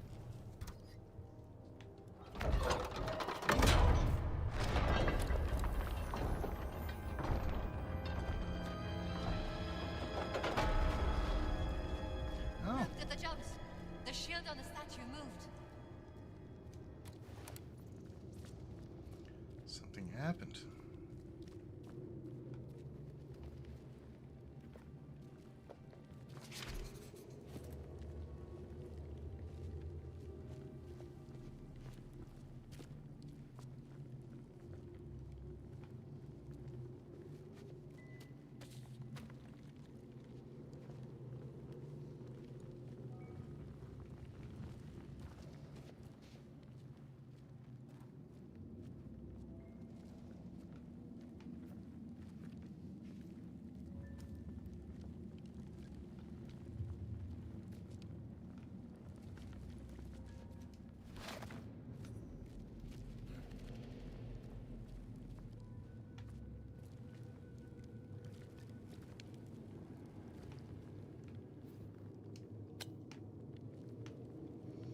Oh.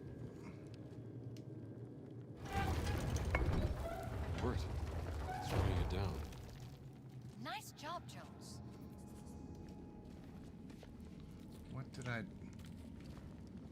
don't know what the I've fuck never I seen did. a place like this. Probably not par for the course in journalism to explore hidden catacombs. No. Usually it's things like spying on secret fascist meetings and reporting from the Ethiopian war front.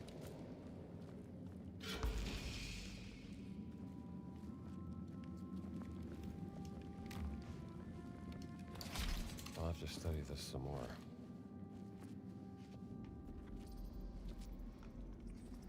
Okay.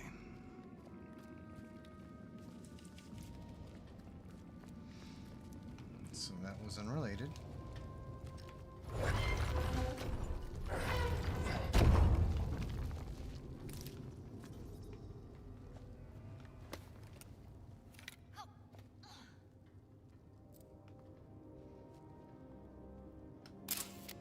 Let the light guide your path.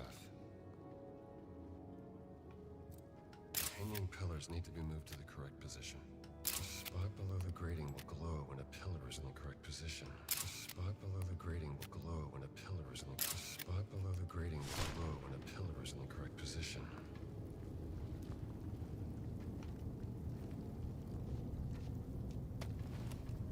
Okay.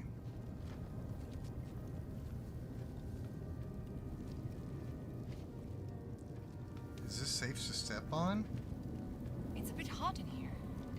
What's wrong? Bothered by a little heat? Of course not. I'm a journalist. Good. Because it's gonna get a hell of a lot of like this.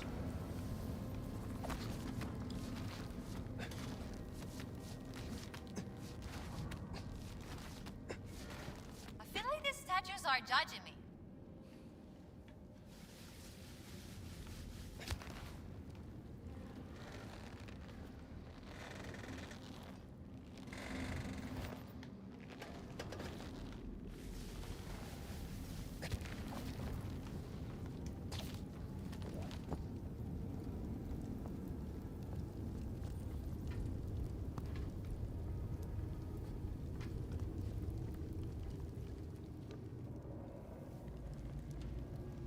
Ah. Okay.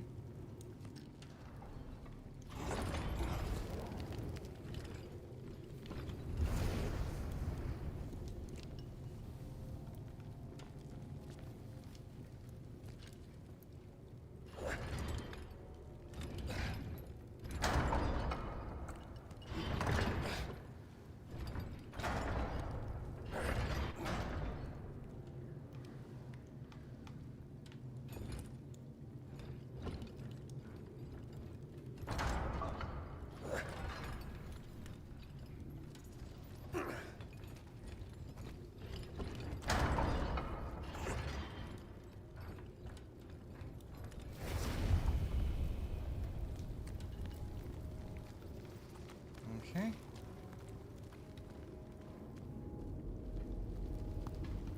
Oh, now this one. Is there a chain for it?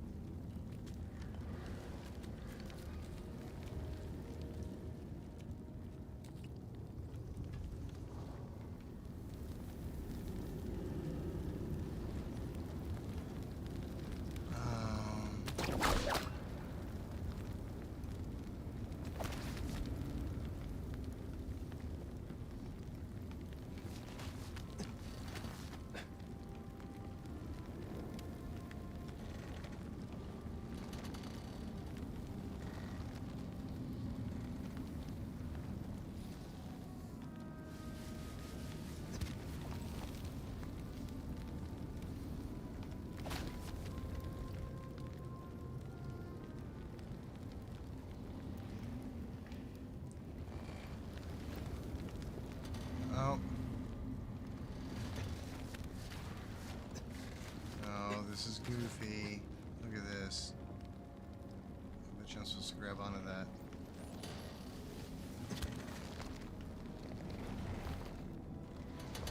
Gina, help me with these chains, will you? Coming.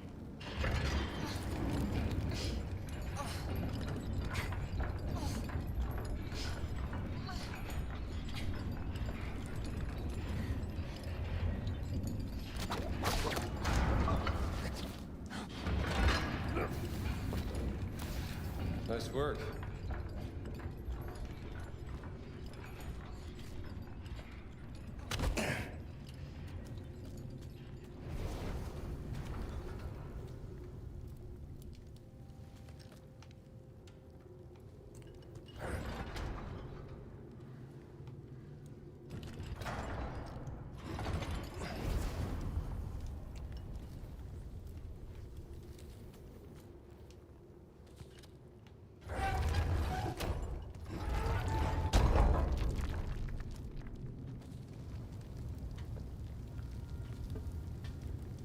Wait a minute. There's a fourth one. Jesus Christ.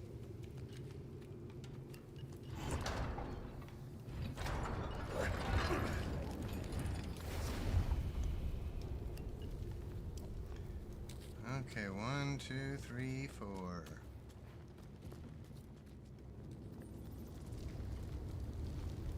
Are you sure about this? It looks kind of dangerous.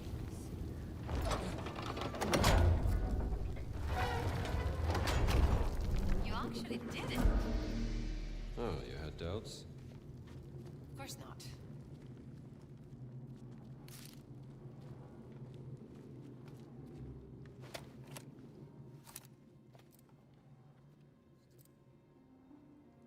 Is this the thing blacksmiths work in? Angels bearing flaming swords, guarding the gates to paradise.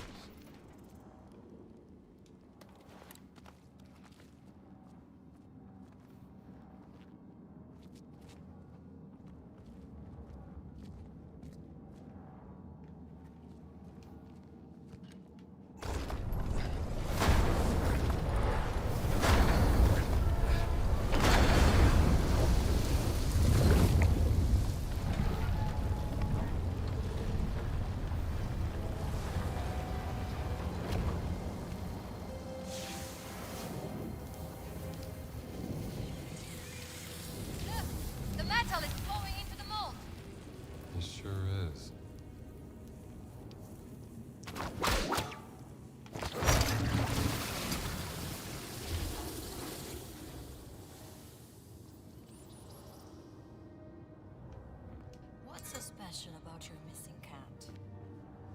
All my finds are special. But only one has been stolen by an agent of the Holy See who traveled halfway around the world, broke into my museum, and fought me for it. There's something fishy going on. I need to know what.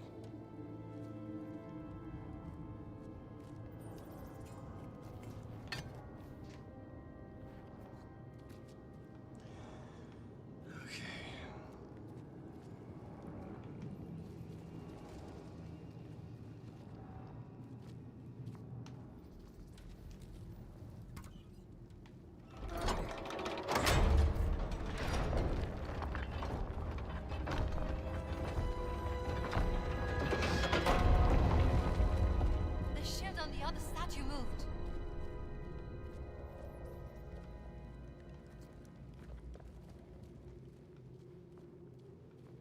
How did the clergy manage to keep all of this secret?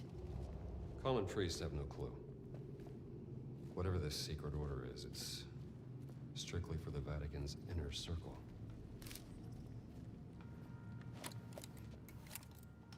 What does it say? When thou passeth through the fires of sin, forsake not the secret, and the flame shall not kindle upon thee. I don't like the sound of that. What is that?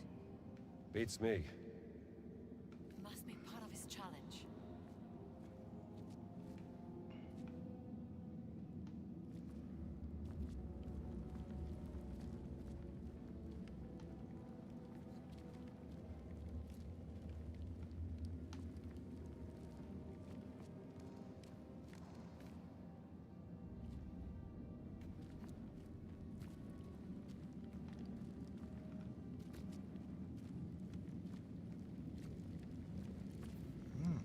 Mind if I borrow this? Passing through fire is a reference to Isaiah. Do you think it's literal?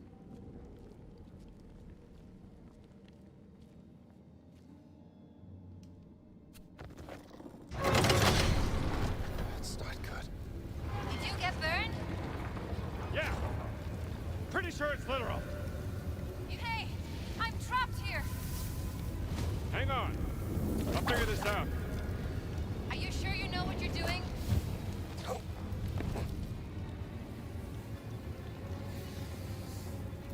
There has to be a way to open the gate. I know! Gotta be a test.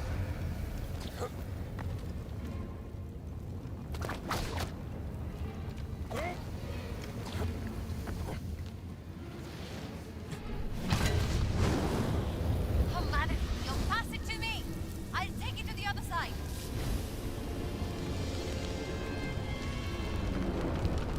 Here. Meet me on the other side.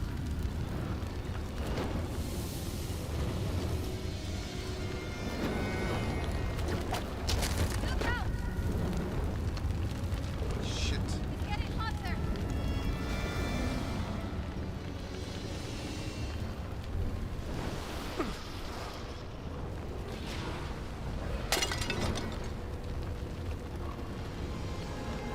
It's so hot. I can barely breathe.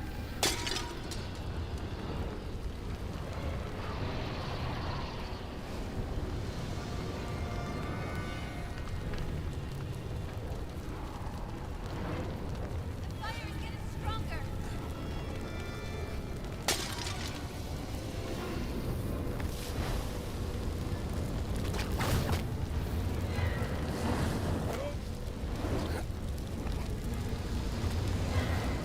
There.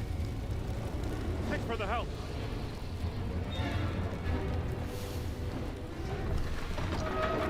Straight open. Come on. What about the fire? You'll have to find a way over. Come on. You made it. Let's go. Oh, thank God we're out of there.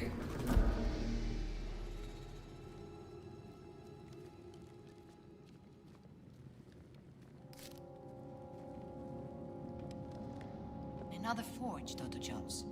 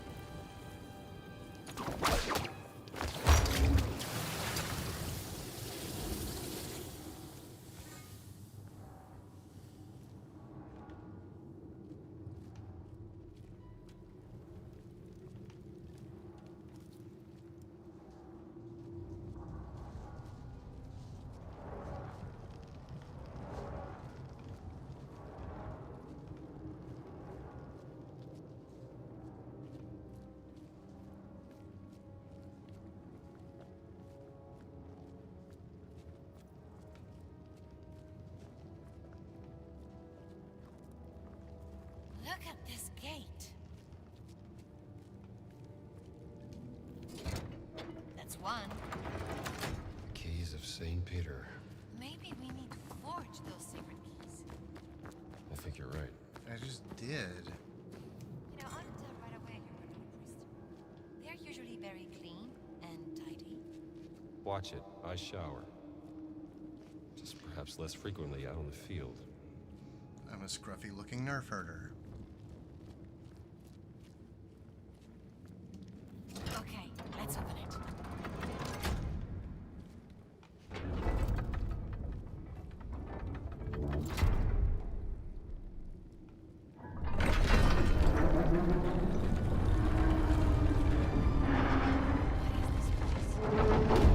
A secret organization that's been working in the Vatican for over a century.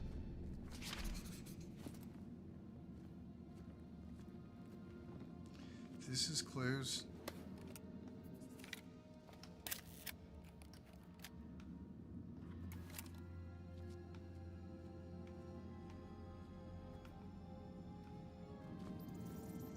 This place looks very old.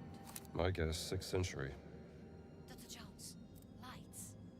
Someone's been here. An angel holding a scroll. Perhaps a representation of Metatron, the celestial scribe.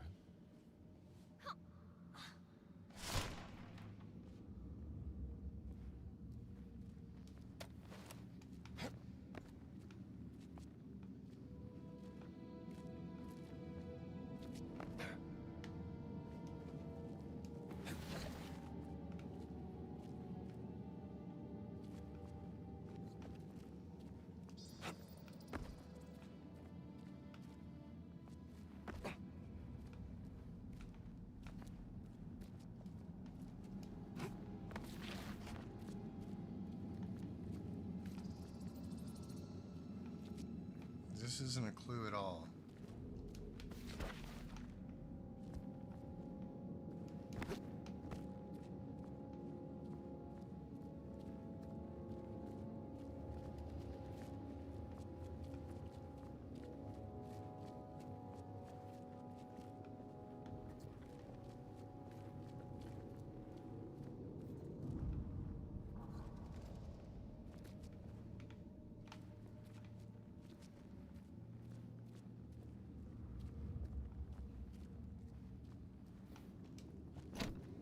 No key? No problem.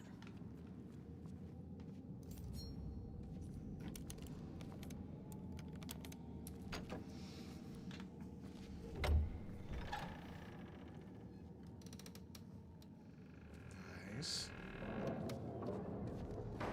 Did you hear that? Yeah.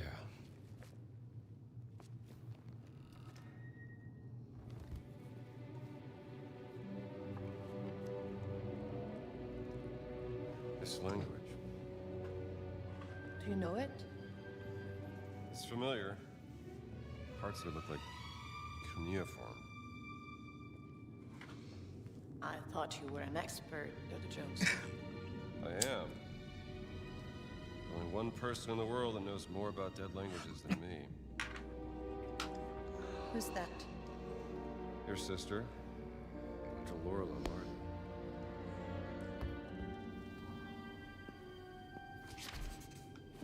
So what? What's this? What language is this? It's a book of prayers.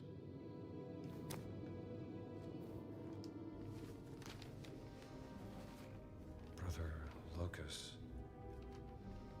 traveled to the New World and located the word in a school. Locus, huh? Brother Locus received minimal injuries during retrieval. I don't know about minimal. It appears in the form of a cat and has been placed in the treasury of esoteric artifacts. We have to find this treasury, Gina. Maybe there's some clues in here. Something strange about this painting. Oh yeah? You an art critic too?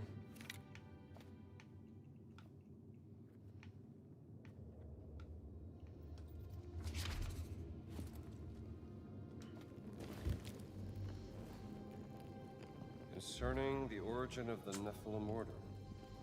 Nephilim? What's that? Hebrew for giant. Children of fallen angels in Judeo-Christian mythology. So there's like some sort of historical record or maybe an origin myth. The tribe of giants swore loyalty to St. Peter during the founding of the Christian church to atone for their ancestral sin. Oh, sounds very historical. Myth or history? Just different ways of interpreting the past.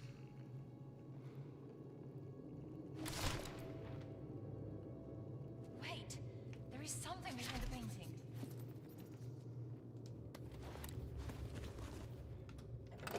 A secret door. Oh, go ahead. Open it.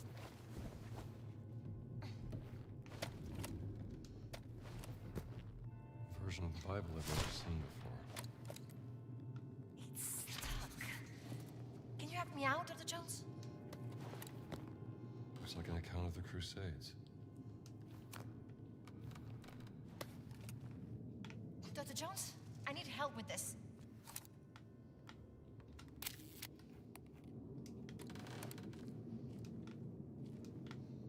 Come here.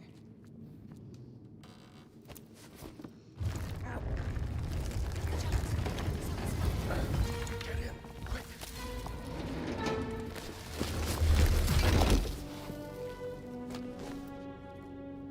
I can hear someone back there. Let's keep going. There's gotta be an exit up ahead. The children of fallen angels? In the Book of Enoch, the Nephilim corrupted God's creation, triggering the Great Flood, which cleansed the earth. I hope I never meet one of those. Are we trapped? Is this a dead end? Doesn't make sense.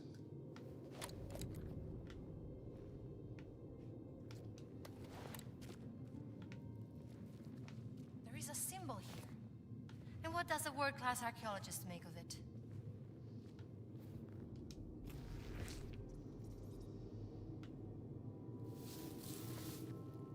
It's the same symbol Antonio and I found in the library. Antonio? I do have friends. Huh.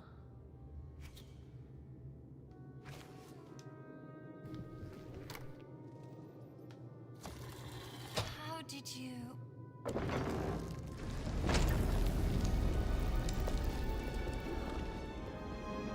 Ammazza.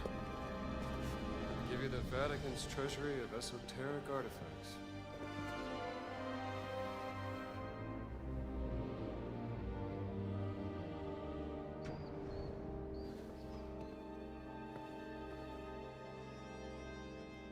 Nothing there?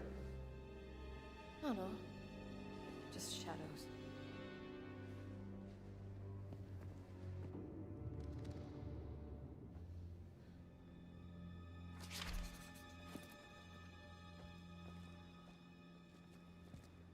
Is this your cut, Mommy?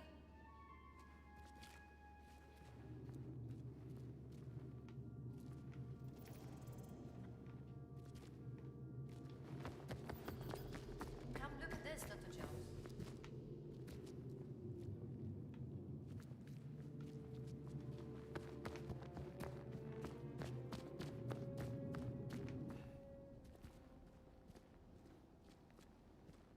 Is this what you were searching for? They built quite the collection here. Looks like the lost Nurgle clay idol of Edu. They say touching it summons a Sumerian death curse. If you believe this sort of thing. Of course not.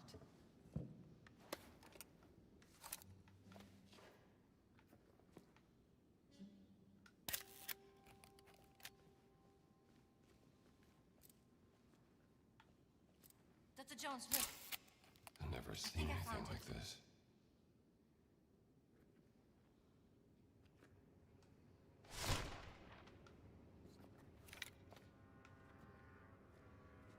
That's it. Well, luckily I have a trained eye.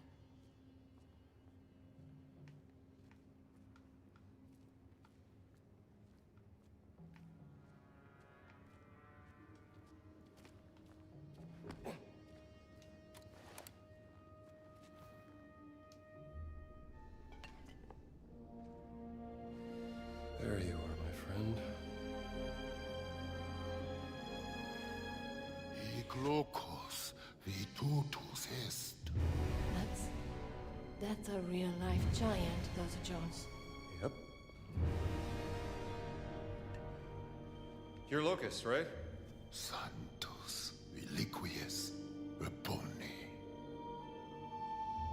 Oh, it's Sure. something. What's his Bad name, first Todd? impressions and all that, but that's water under the bridge. Doesn't mean that we can't still talk this out like civilization. I guess not. No. Et dignestis morte bellator. I can take you on.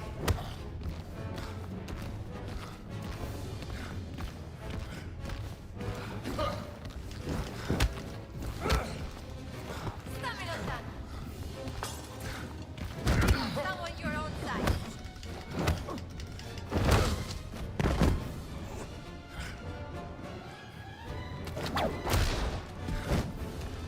Prendi questo.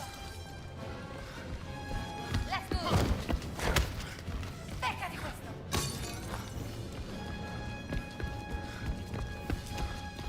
Non è corretto prenderlo. Ah, behind you, big guy. Are you even trying?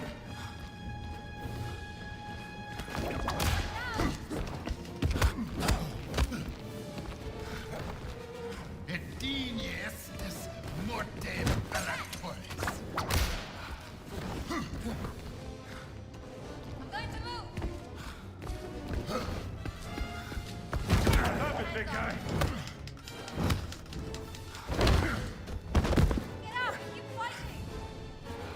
Genia hunc locums estis.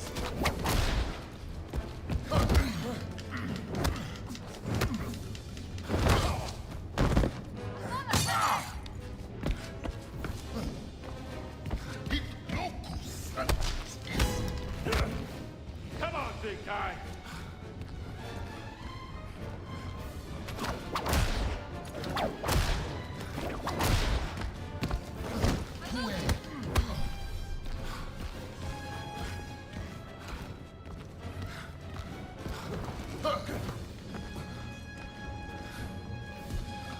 Regalino. De exquite verities.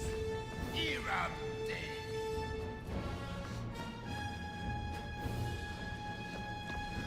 Prendi questo. Tieni.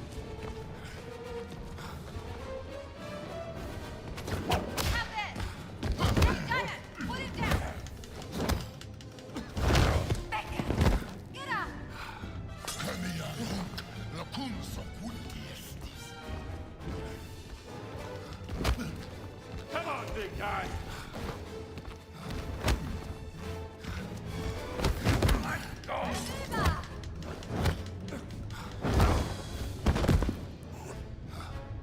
I don't even. What is even happening? What am I supposed to do? Non sei un po' carino per i giocattoli. He doesn't have a damage meter. Sed che se est.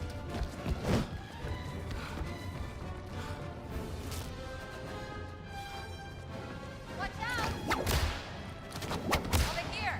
Prasentia verso locum corrupti.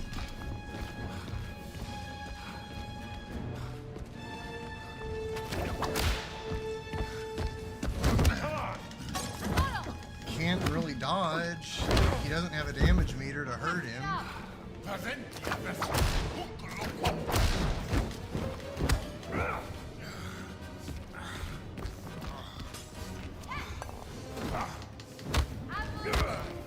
Come on, big guy. Regalino.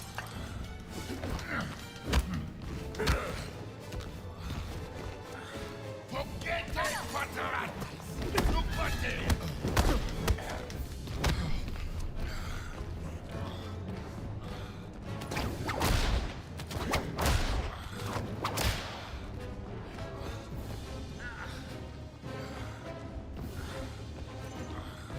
Nolite io cari, aquotes cat.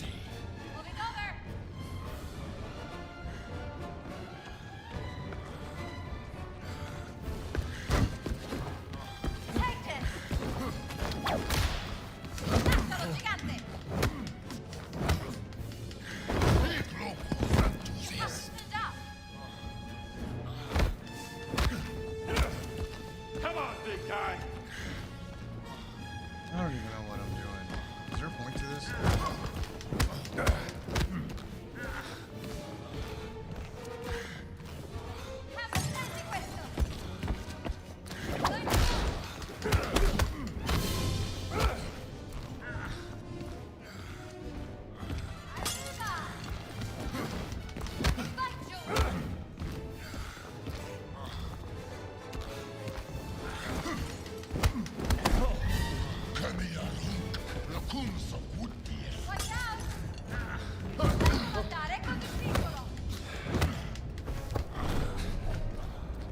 What is even happening?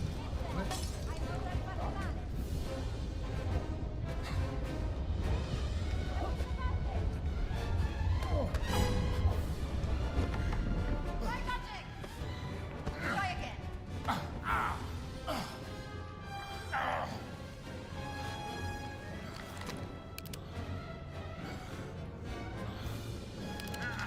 Ouch! That must have hurt! Well, I can You were feel a right about the pulse. giants. Is he dead? We don't want to be here when he wakes up. Give me a hand, will you?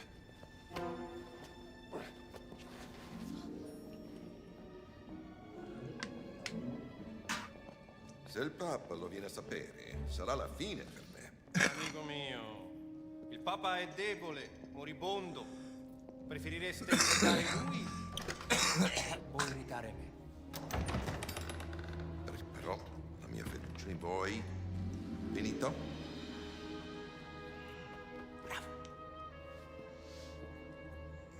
Vertrauen.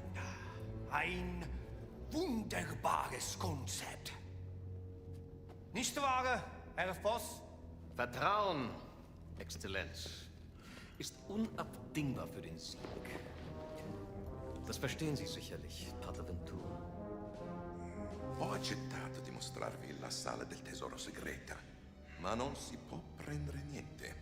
Mio vecchio caro amico, non vorrete certo deludermi, vero? Herr Voss prenderà quello che gli serve. Ma Benito, il Papa mi ucciderà. Ich glaube, es gibt schlimmere Dinge als den Tod, Pater Ventura. Was meinen Sie damit? Kommen Sie kurz.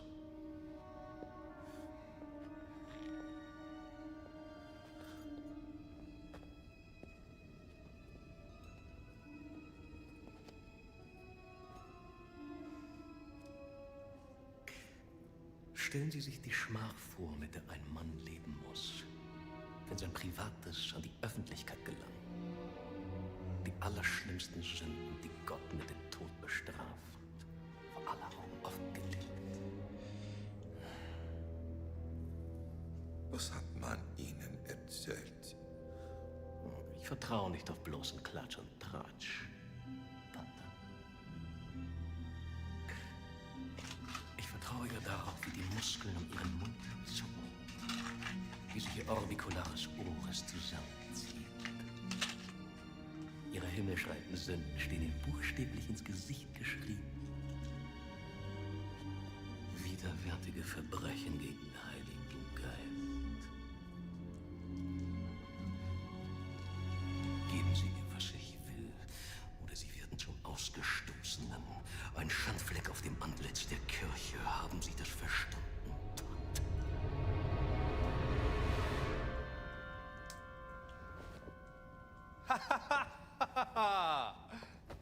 Sa essere molto persuasivo, non è vero?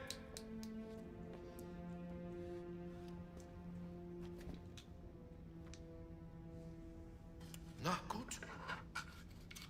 Folgen Sie mir. The leopards are eating his face. Ah. Sind das die Schätze, die Berlin haben will, Herr Voss?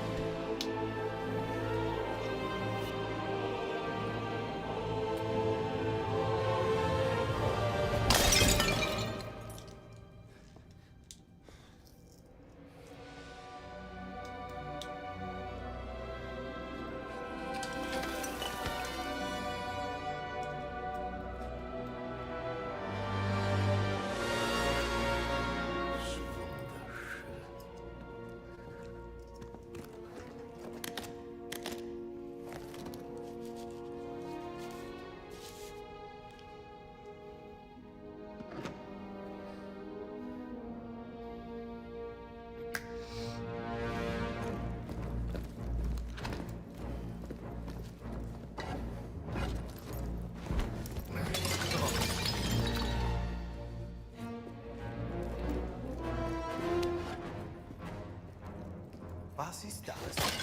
Die Relikte des großen Kreises, Exzellenz. The Great Circle. Die Kirche soll Jahrhunderte gebraucht haben, diese dreisten Relikte des großen Kreises zu finden. Und es sind nicht mal alle. Oh, keine Sorge, Pater. Es sind nur noch 4 Stück, die gefunden werden müssen. Was dank der systematischen Effizienz deutscher Archäologen nur eine Frage von Wochen sein wird. Should let him wake up. Ich muss Sie warnen, Herr Voss. Die Relikte sind gefährlich. Sie sollen Kräfte bergen, die nicht von dieser Welt sind. Und genau deswegen will der Führer sie haben.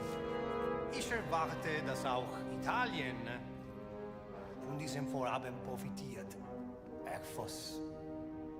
Vertrauen Sie mir, Exzellenz. Sobald wir alle Relikte haben, werden unsere beider Nationen unaufhaltsam sein. Molto bene! Felice che abbiamo risolto questa faccenda in modo amichevole. Bereitet den Abflug vor.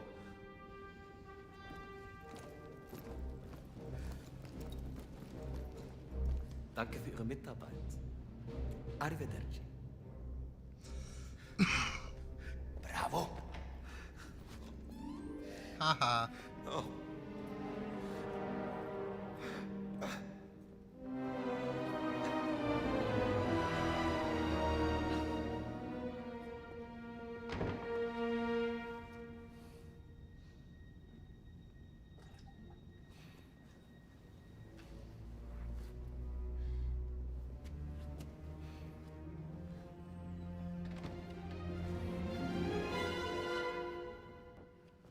Hey, where are you going? Following the Nazis. Back to Giza. Back? Yeah, that's what I said.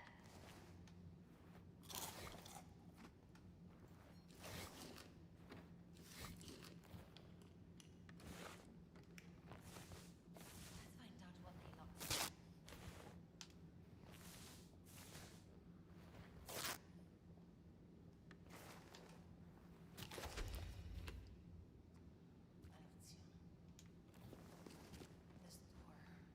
I cannot open. Do you still have that pendant of yours, Dr. Jones?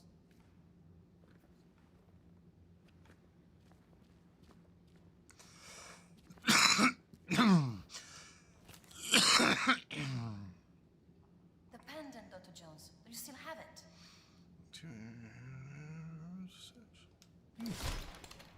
Always thought it was a damn shame what happened to Andres. I cannot open the door. Try that pendant of yours. Oh, shut up. Okay.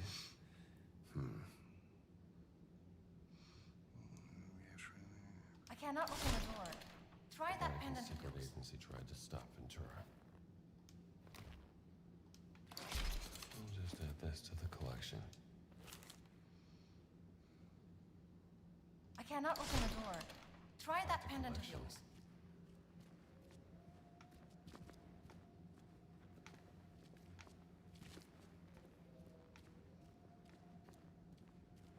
The pendant, Dr. Jones. Do you still have it?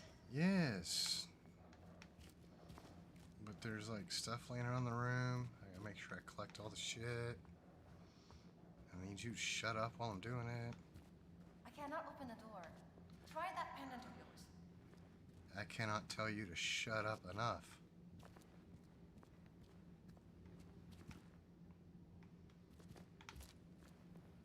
The pendant, Dr. Jones. Do you still have it?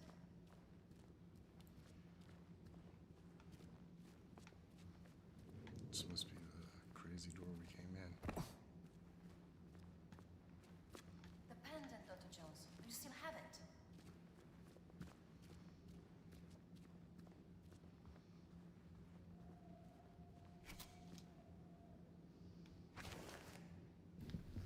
I cannot open the door. Try that pendant. You're way over your head, Gina. You found your cat. In pieces. Now I want to find Laura. You have any idea of the archaeological significance of the Great Circle? I'm not letting this one go. I don't care about your Grey Circle. I just care about my sister. I've had a run-in with the Nazis before, and trust me, it ain't a walk in the park. Okay, then. Let's see if you can keep up. Fight. What do you mean if I can keep up?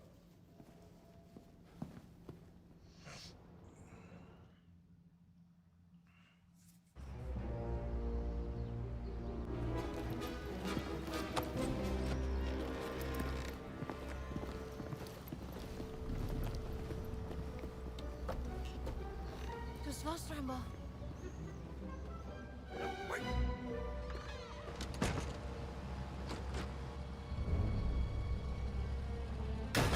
Das sind alle. Schickt uns rauf.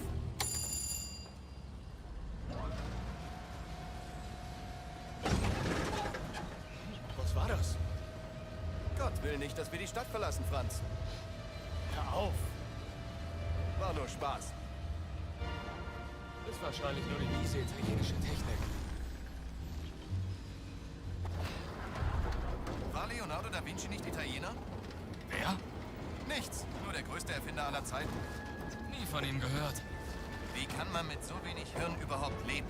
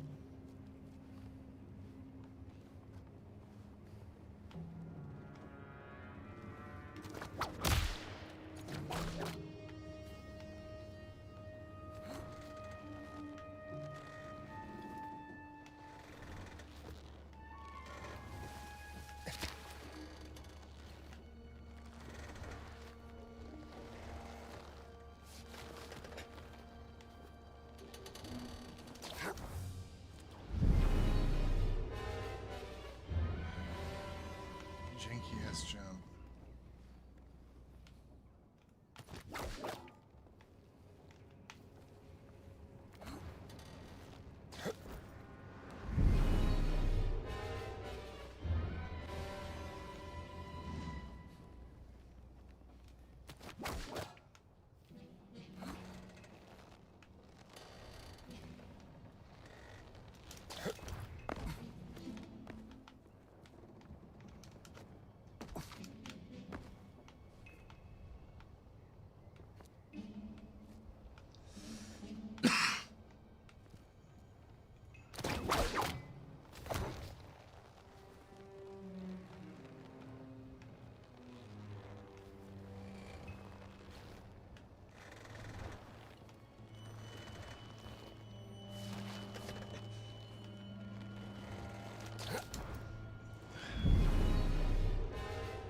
Oh my god. Why do people like this exist in our world? Jesus fucking Christ.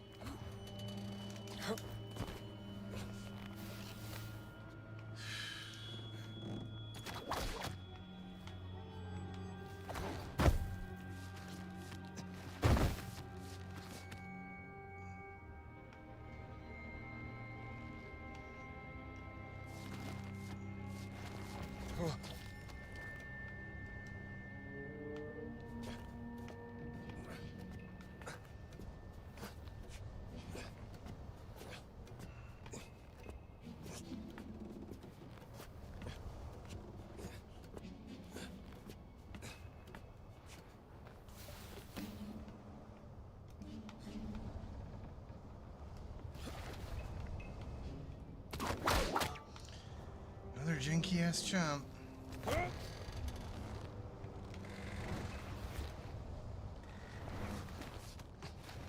This one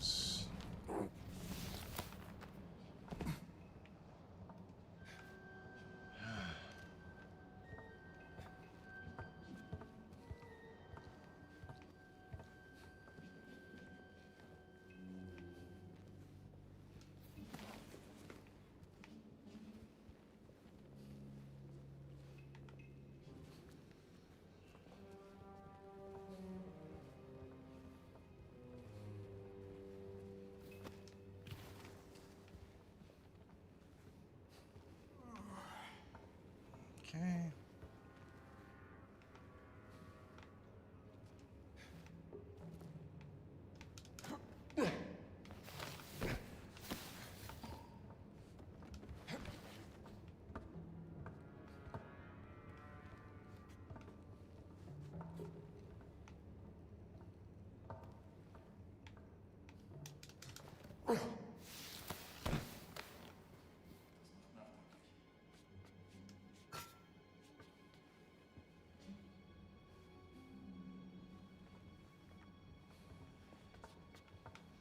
Oh shit.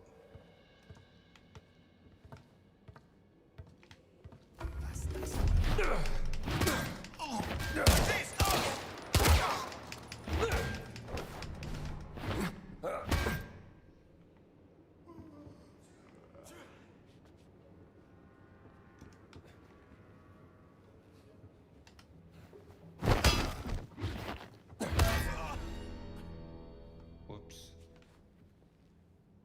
Oh shit.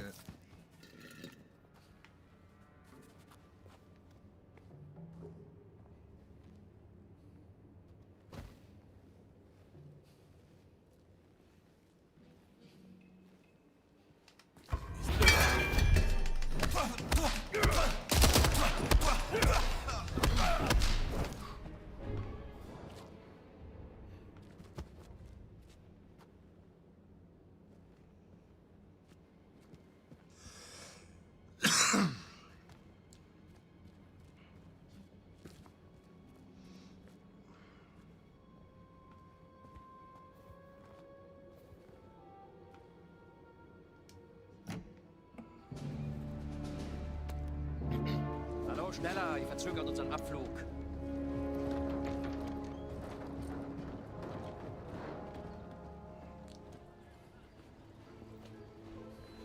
Father Gallagher. Oh, hi there. Why are you not in your cassock? And not in the library with Father Antonio? Just want to check out the view. You know, us Americans always nosing about. With a gun and a whip.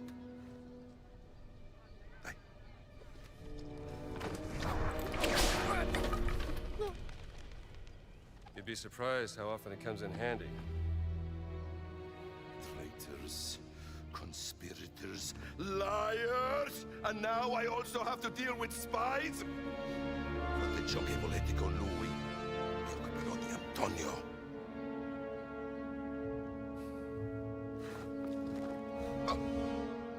Monsieur, voir.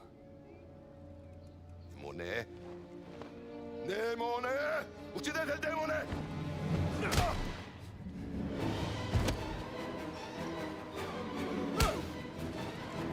Bereit machen zum Abflug.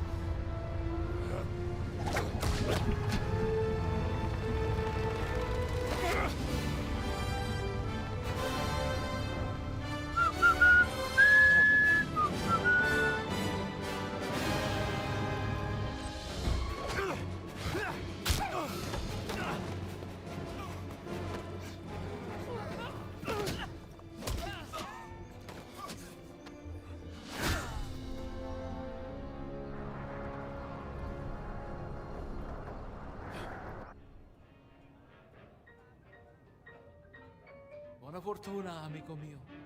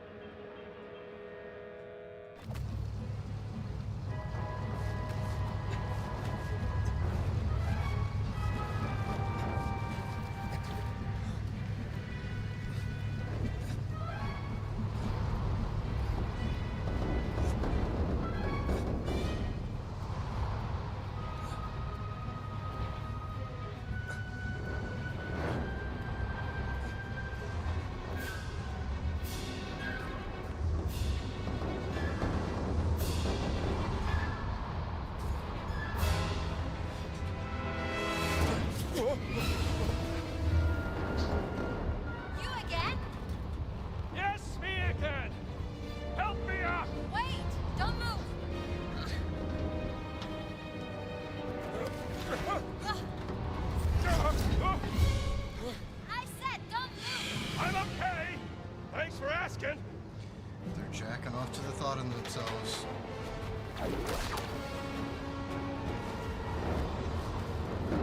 I mean, God, can you possibly, like, run this mechanic into the ground anymore?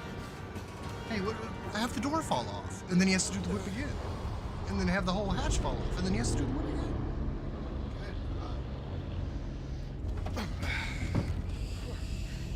What were you doing out there? Fresh air. Why are you following me, Strambo? Oh, don't flatter yourself. The Great Circle's the biggest mystery in all of archaeology. Do you even know what it is?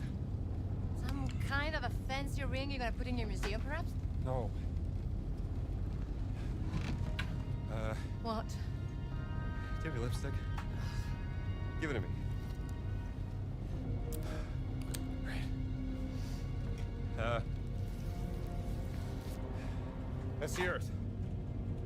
Throughout history, mankind has built sites of great spiritual significance. Siwa, Giza, Persepolis, Mohenjo-Daro, Sukhothai, Nazca, Machu Picchu. Now, here's the strange part. If you were to draw a line through these ancient sites around the globe, you get a perfectly aligned circle. The Great Circle. Exactly. Sounds like a coincidence to me. Maybe you're right. Maybe it's just a fluke. Or maybe Voss found something that connects these stone relics to the Great Circle. Nazis don't care about history, Dr. Jones. They only care about power. Legend says that the Great Circle does have some power, something about its geometry, a deeper force that connects these sites. Yeah, but that's superstition. And I don't believe in superstition. Neither do I. But if Voss thinks those stone relics can help the Reich, then we have to find them before he does. No, you have to find them. I have to find my sister.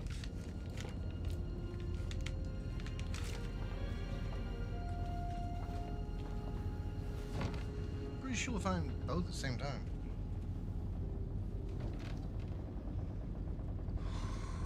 Sorry. I do have a pen, do you know that? I'm a journalist. It's an antique, by the way. What? A hairpin. Early 19th century.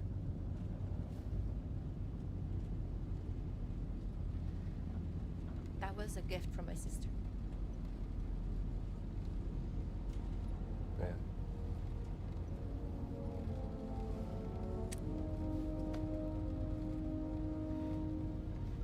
It is quite lovely. Seems to be something.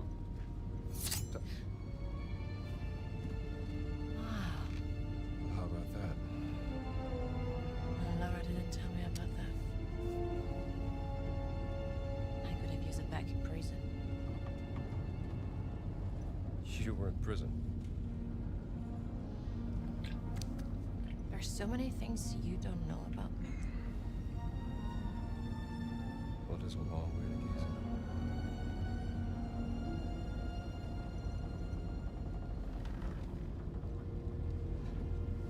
Right. Gotta get some shut-eye.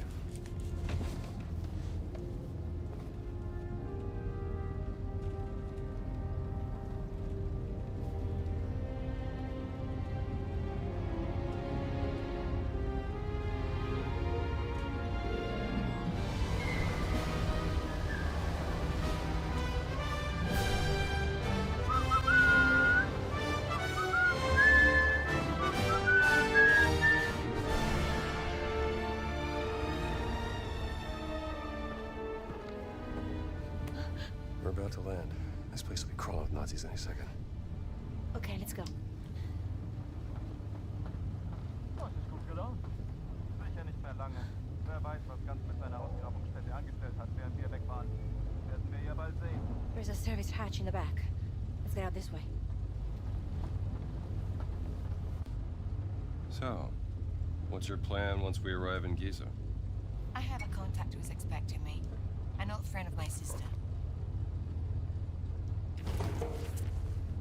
Sounds fascinating. Achtung, bereit machen zur Landung. Achtung, bereit machen zur Landung. Come on, we don't have much time.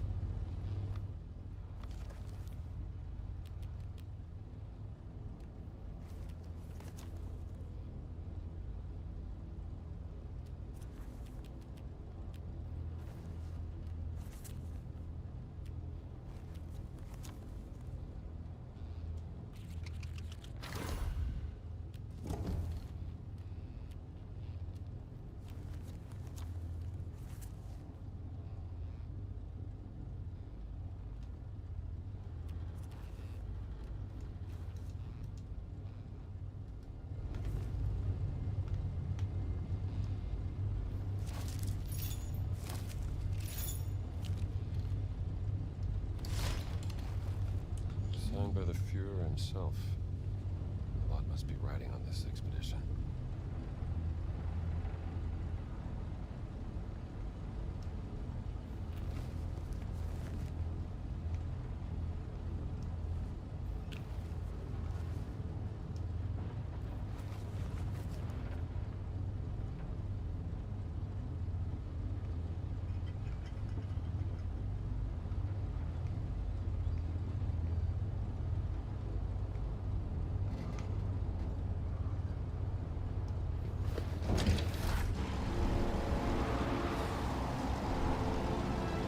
Welcome to Giza!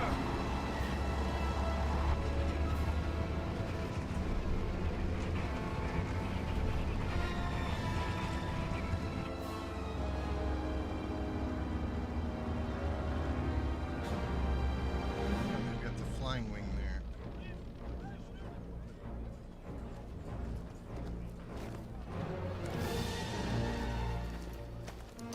Heil Hitler! Sind Sie fetter geworden? Zu viel italienische Pasta vielleicht? Ihre geistlosen Bemerkungen ziehen vielleicht bei den Schwachköpfen der Wehrmacht. Oberst Ganz. Mich interessiert vielmehr, was Sie in meiner Abwesenheit mit meiner Ausgrabungsstelle angerichtet haben. Ich bin auf persönlichen Wunsch des Führers hier. Sie sind mir unterstellt! Finden Sie gefälligst die restlichen Relikte, damit ich sie dem Führer bringen kann, oder ich lasse Sie erschießen. Fällt Ihnen das besser? Möchten Sie das, hä? Jetzt amüsieren Sie mich aber, Oberst. So wie ein Dorftrottel die Leute mit seinen drolligen Marotten amüsiert. Und jetzt genug der Albernheiten. Bringen Sie den Riesen zum Reden, haben Sie es verstanden? Den Riesen werde ich heute Nachmittag eingehend verhören. Machen Sie sich mal keine Sorgen. Geben Sie mir Bescheid, wenn Sie unweigerlich versagt haben. Dann bin ich vielleicht so nett und zeige Ihnen, wie es richtig geht. Vielleicht sollten Sie sich lieber etwas ausruhen, bevor mich das Verlangen übermannt, Ihr ganzes Unternehmen niederzubrennen und auf die Asche zu pressen. Ja. Well. Die Reise war lang und Priester sind ermüdet. Fast so ermüdend wie Sie.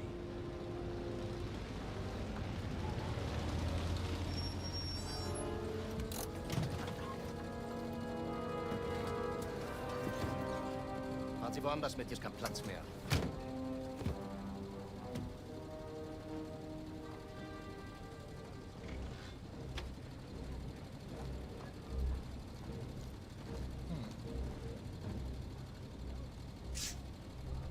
Wissen Sie, Bergmann, willensschwache Männer sind am einfachsten zu manipulieren.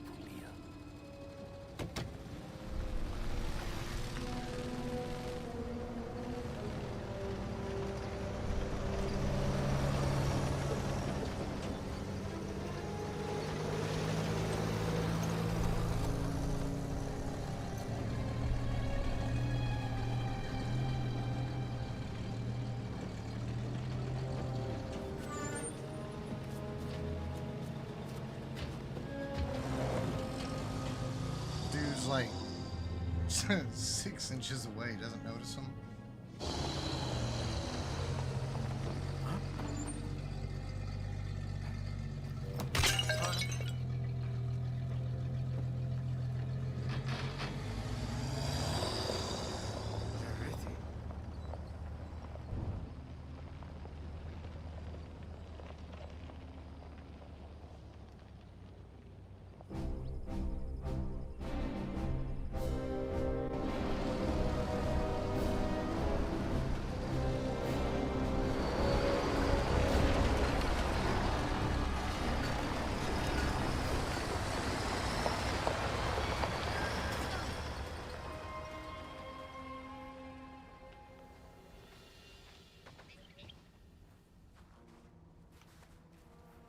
Okay, so how are we gonna find your contact?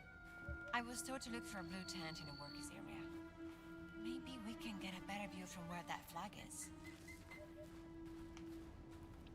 Come on, we should get going.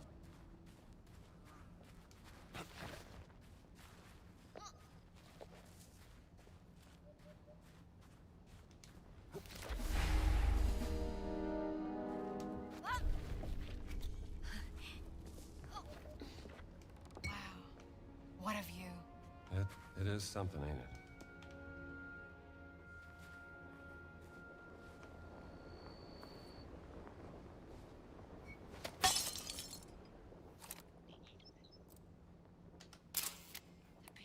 Wait until you see him up close. All right, let's go to the blue tent.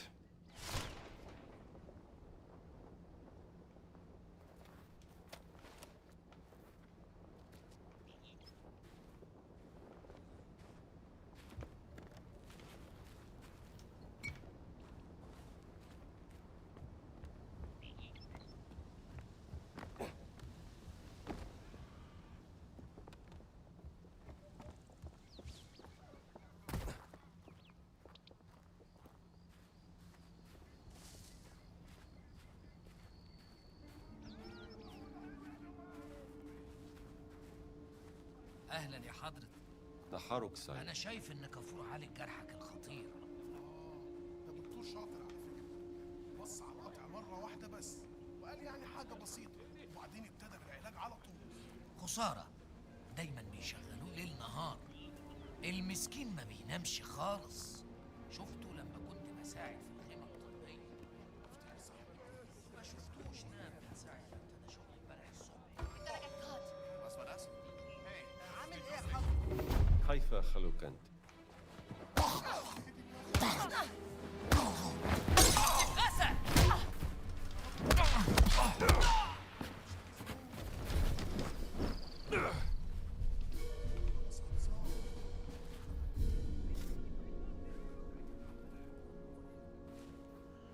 Do Nazis pee themselves when I knock them out?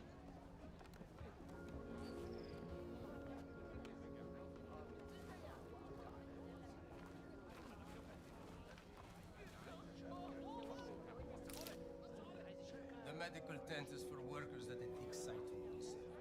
There are better facilities in the city for tourists. Now, where was I?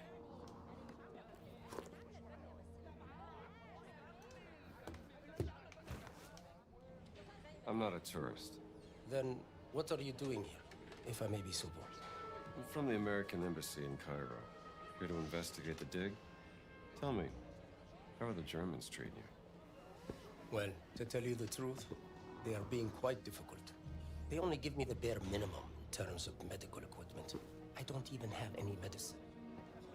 And I know for a fact the Germans have a supply, but they won't share. And what if someone were to stumble upon some unattended German medicine? Ah. Then I would advise that someone deliver it here. I would make sure it's put to good use, saving lives.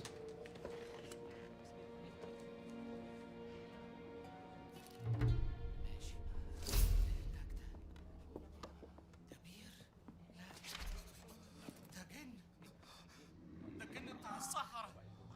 شكله جايلي.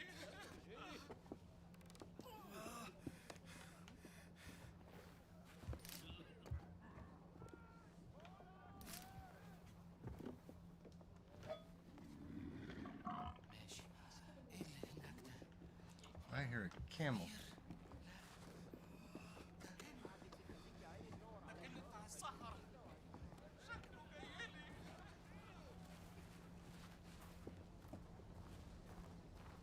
Yep, camels.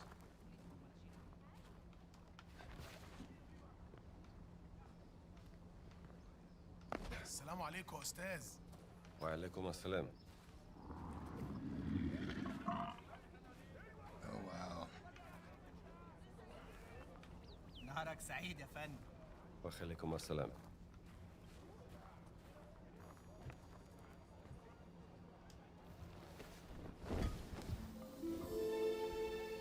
اتفضل ادخل.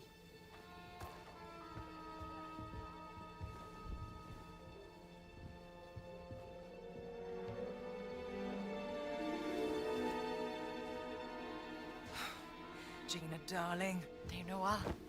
You made it. Now, who might this be? This is Dr. Indiana Jones. I'm an archaeologist. Famous archaeologist. Rings a bell. Marcus Brody's associate. You know Marcus. We frequent the same circles. I am Dame Nawal Shafiq Barkley, patron of history and its forgotten artifacts. And as of late, indulging in a spot of spying. Miss Lombardi here.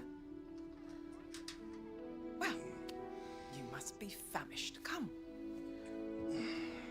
Such a fascinating world. Well, I'm glad to hear you say that. Why, thank you. It's quite the luxurious pavilion you have here. Oh, have a look around, Dr. Jones. Don't mind if I do, Dame Nawal.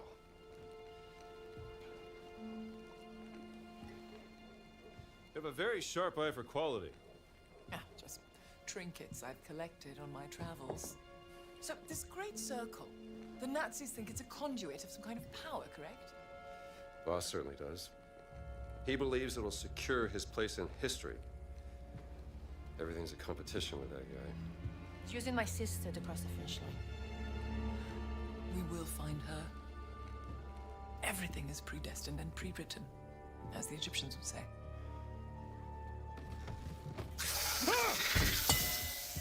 Oh, mind feeding Osiris, Dr. Jones? I don't think he's hungry. Scared of snakes? Not a chance. Must be a problem in your line of work. Nothing would make me happier than feeding your snake, Dame Nawal. We find Osiris's food right by his box. Give him just a little snack. That should be enough.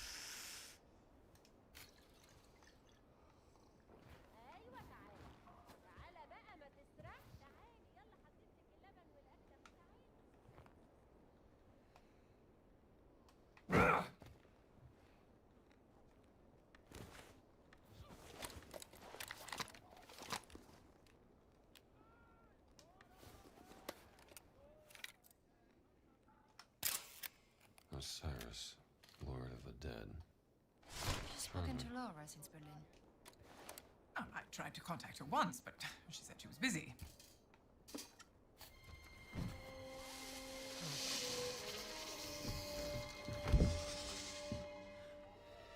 One of my spies smuggled this out of the Nazi compound, funding approval for some sort of experiment. Signed by Adolf Hitler, the obnoxious little twit. Dr. Laura Lombardi. She's on the list of the participants? Couldn't find any description of this experiment. My German is a tad rusty. What did you get yourself into, Laura? She was so absorbed in her work when we lived in Berlin, she was never really present. She was like a ghost. She still loves you, you know. Well, I'm still here for her, doing everything I can, even though... Voss has an office in the Nazi compound. Perhaps we can find more information there. How do we get in? I can procure work passes. Though it may take some time, I'm afraid.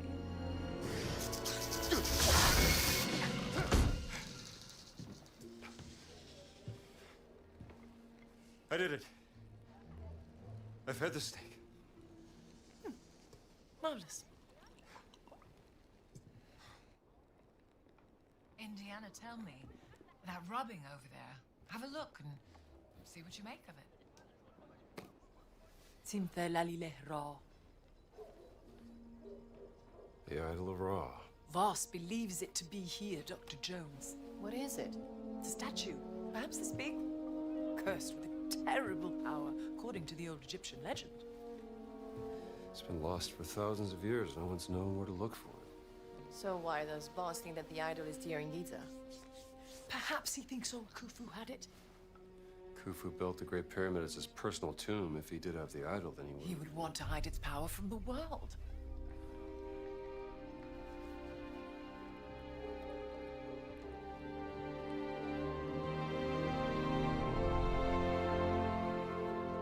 Power The stone. Dame Noel, you're a genius. Am I? The cat mummy. Sorry. The stones of the Great Circle were found inside various ancient relics, which could mean the Idol of Ra contains another one of those stones. Oh, bravo!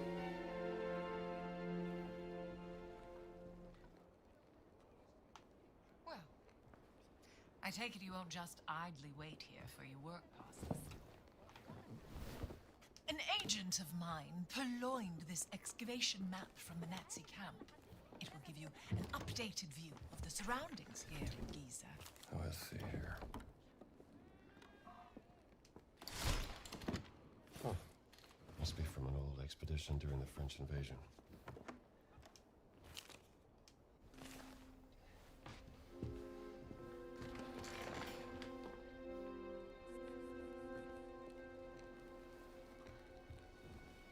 I can use this to listen to the Nazis' radio communications. Splendid idea. Be my guest.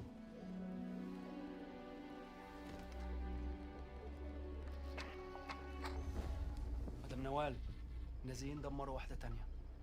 شكرا عمر. ربنا معك. Lost another what? Another stone stealing. Boss is desperate for whatever information they may contain. Soon, there'll be no trace of history left in this place. Perhaps there's something I could do to help. I'm a benefactor at the Cairo Museum. They would gladly accept any stone stealing coming their way. If you find any, bring them to me. I'll keep them safe and sound. As long as they end up in a museum. Where they belong. These are my notes concerning the stone stealing. Perhaps they can be of some use to you. I'll do my best.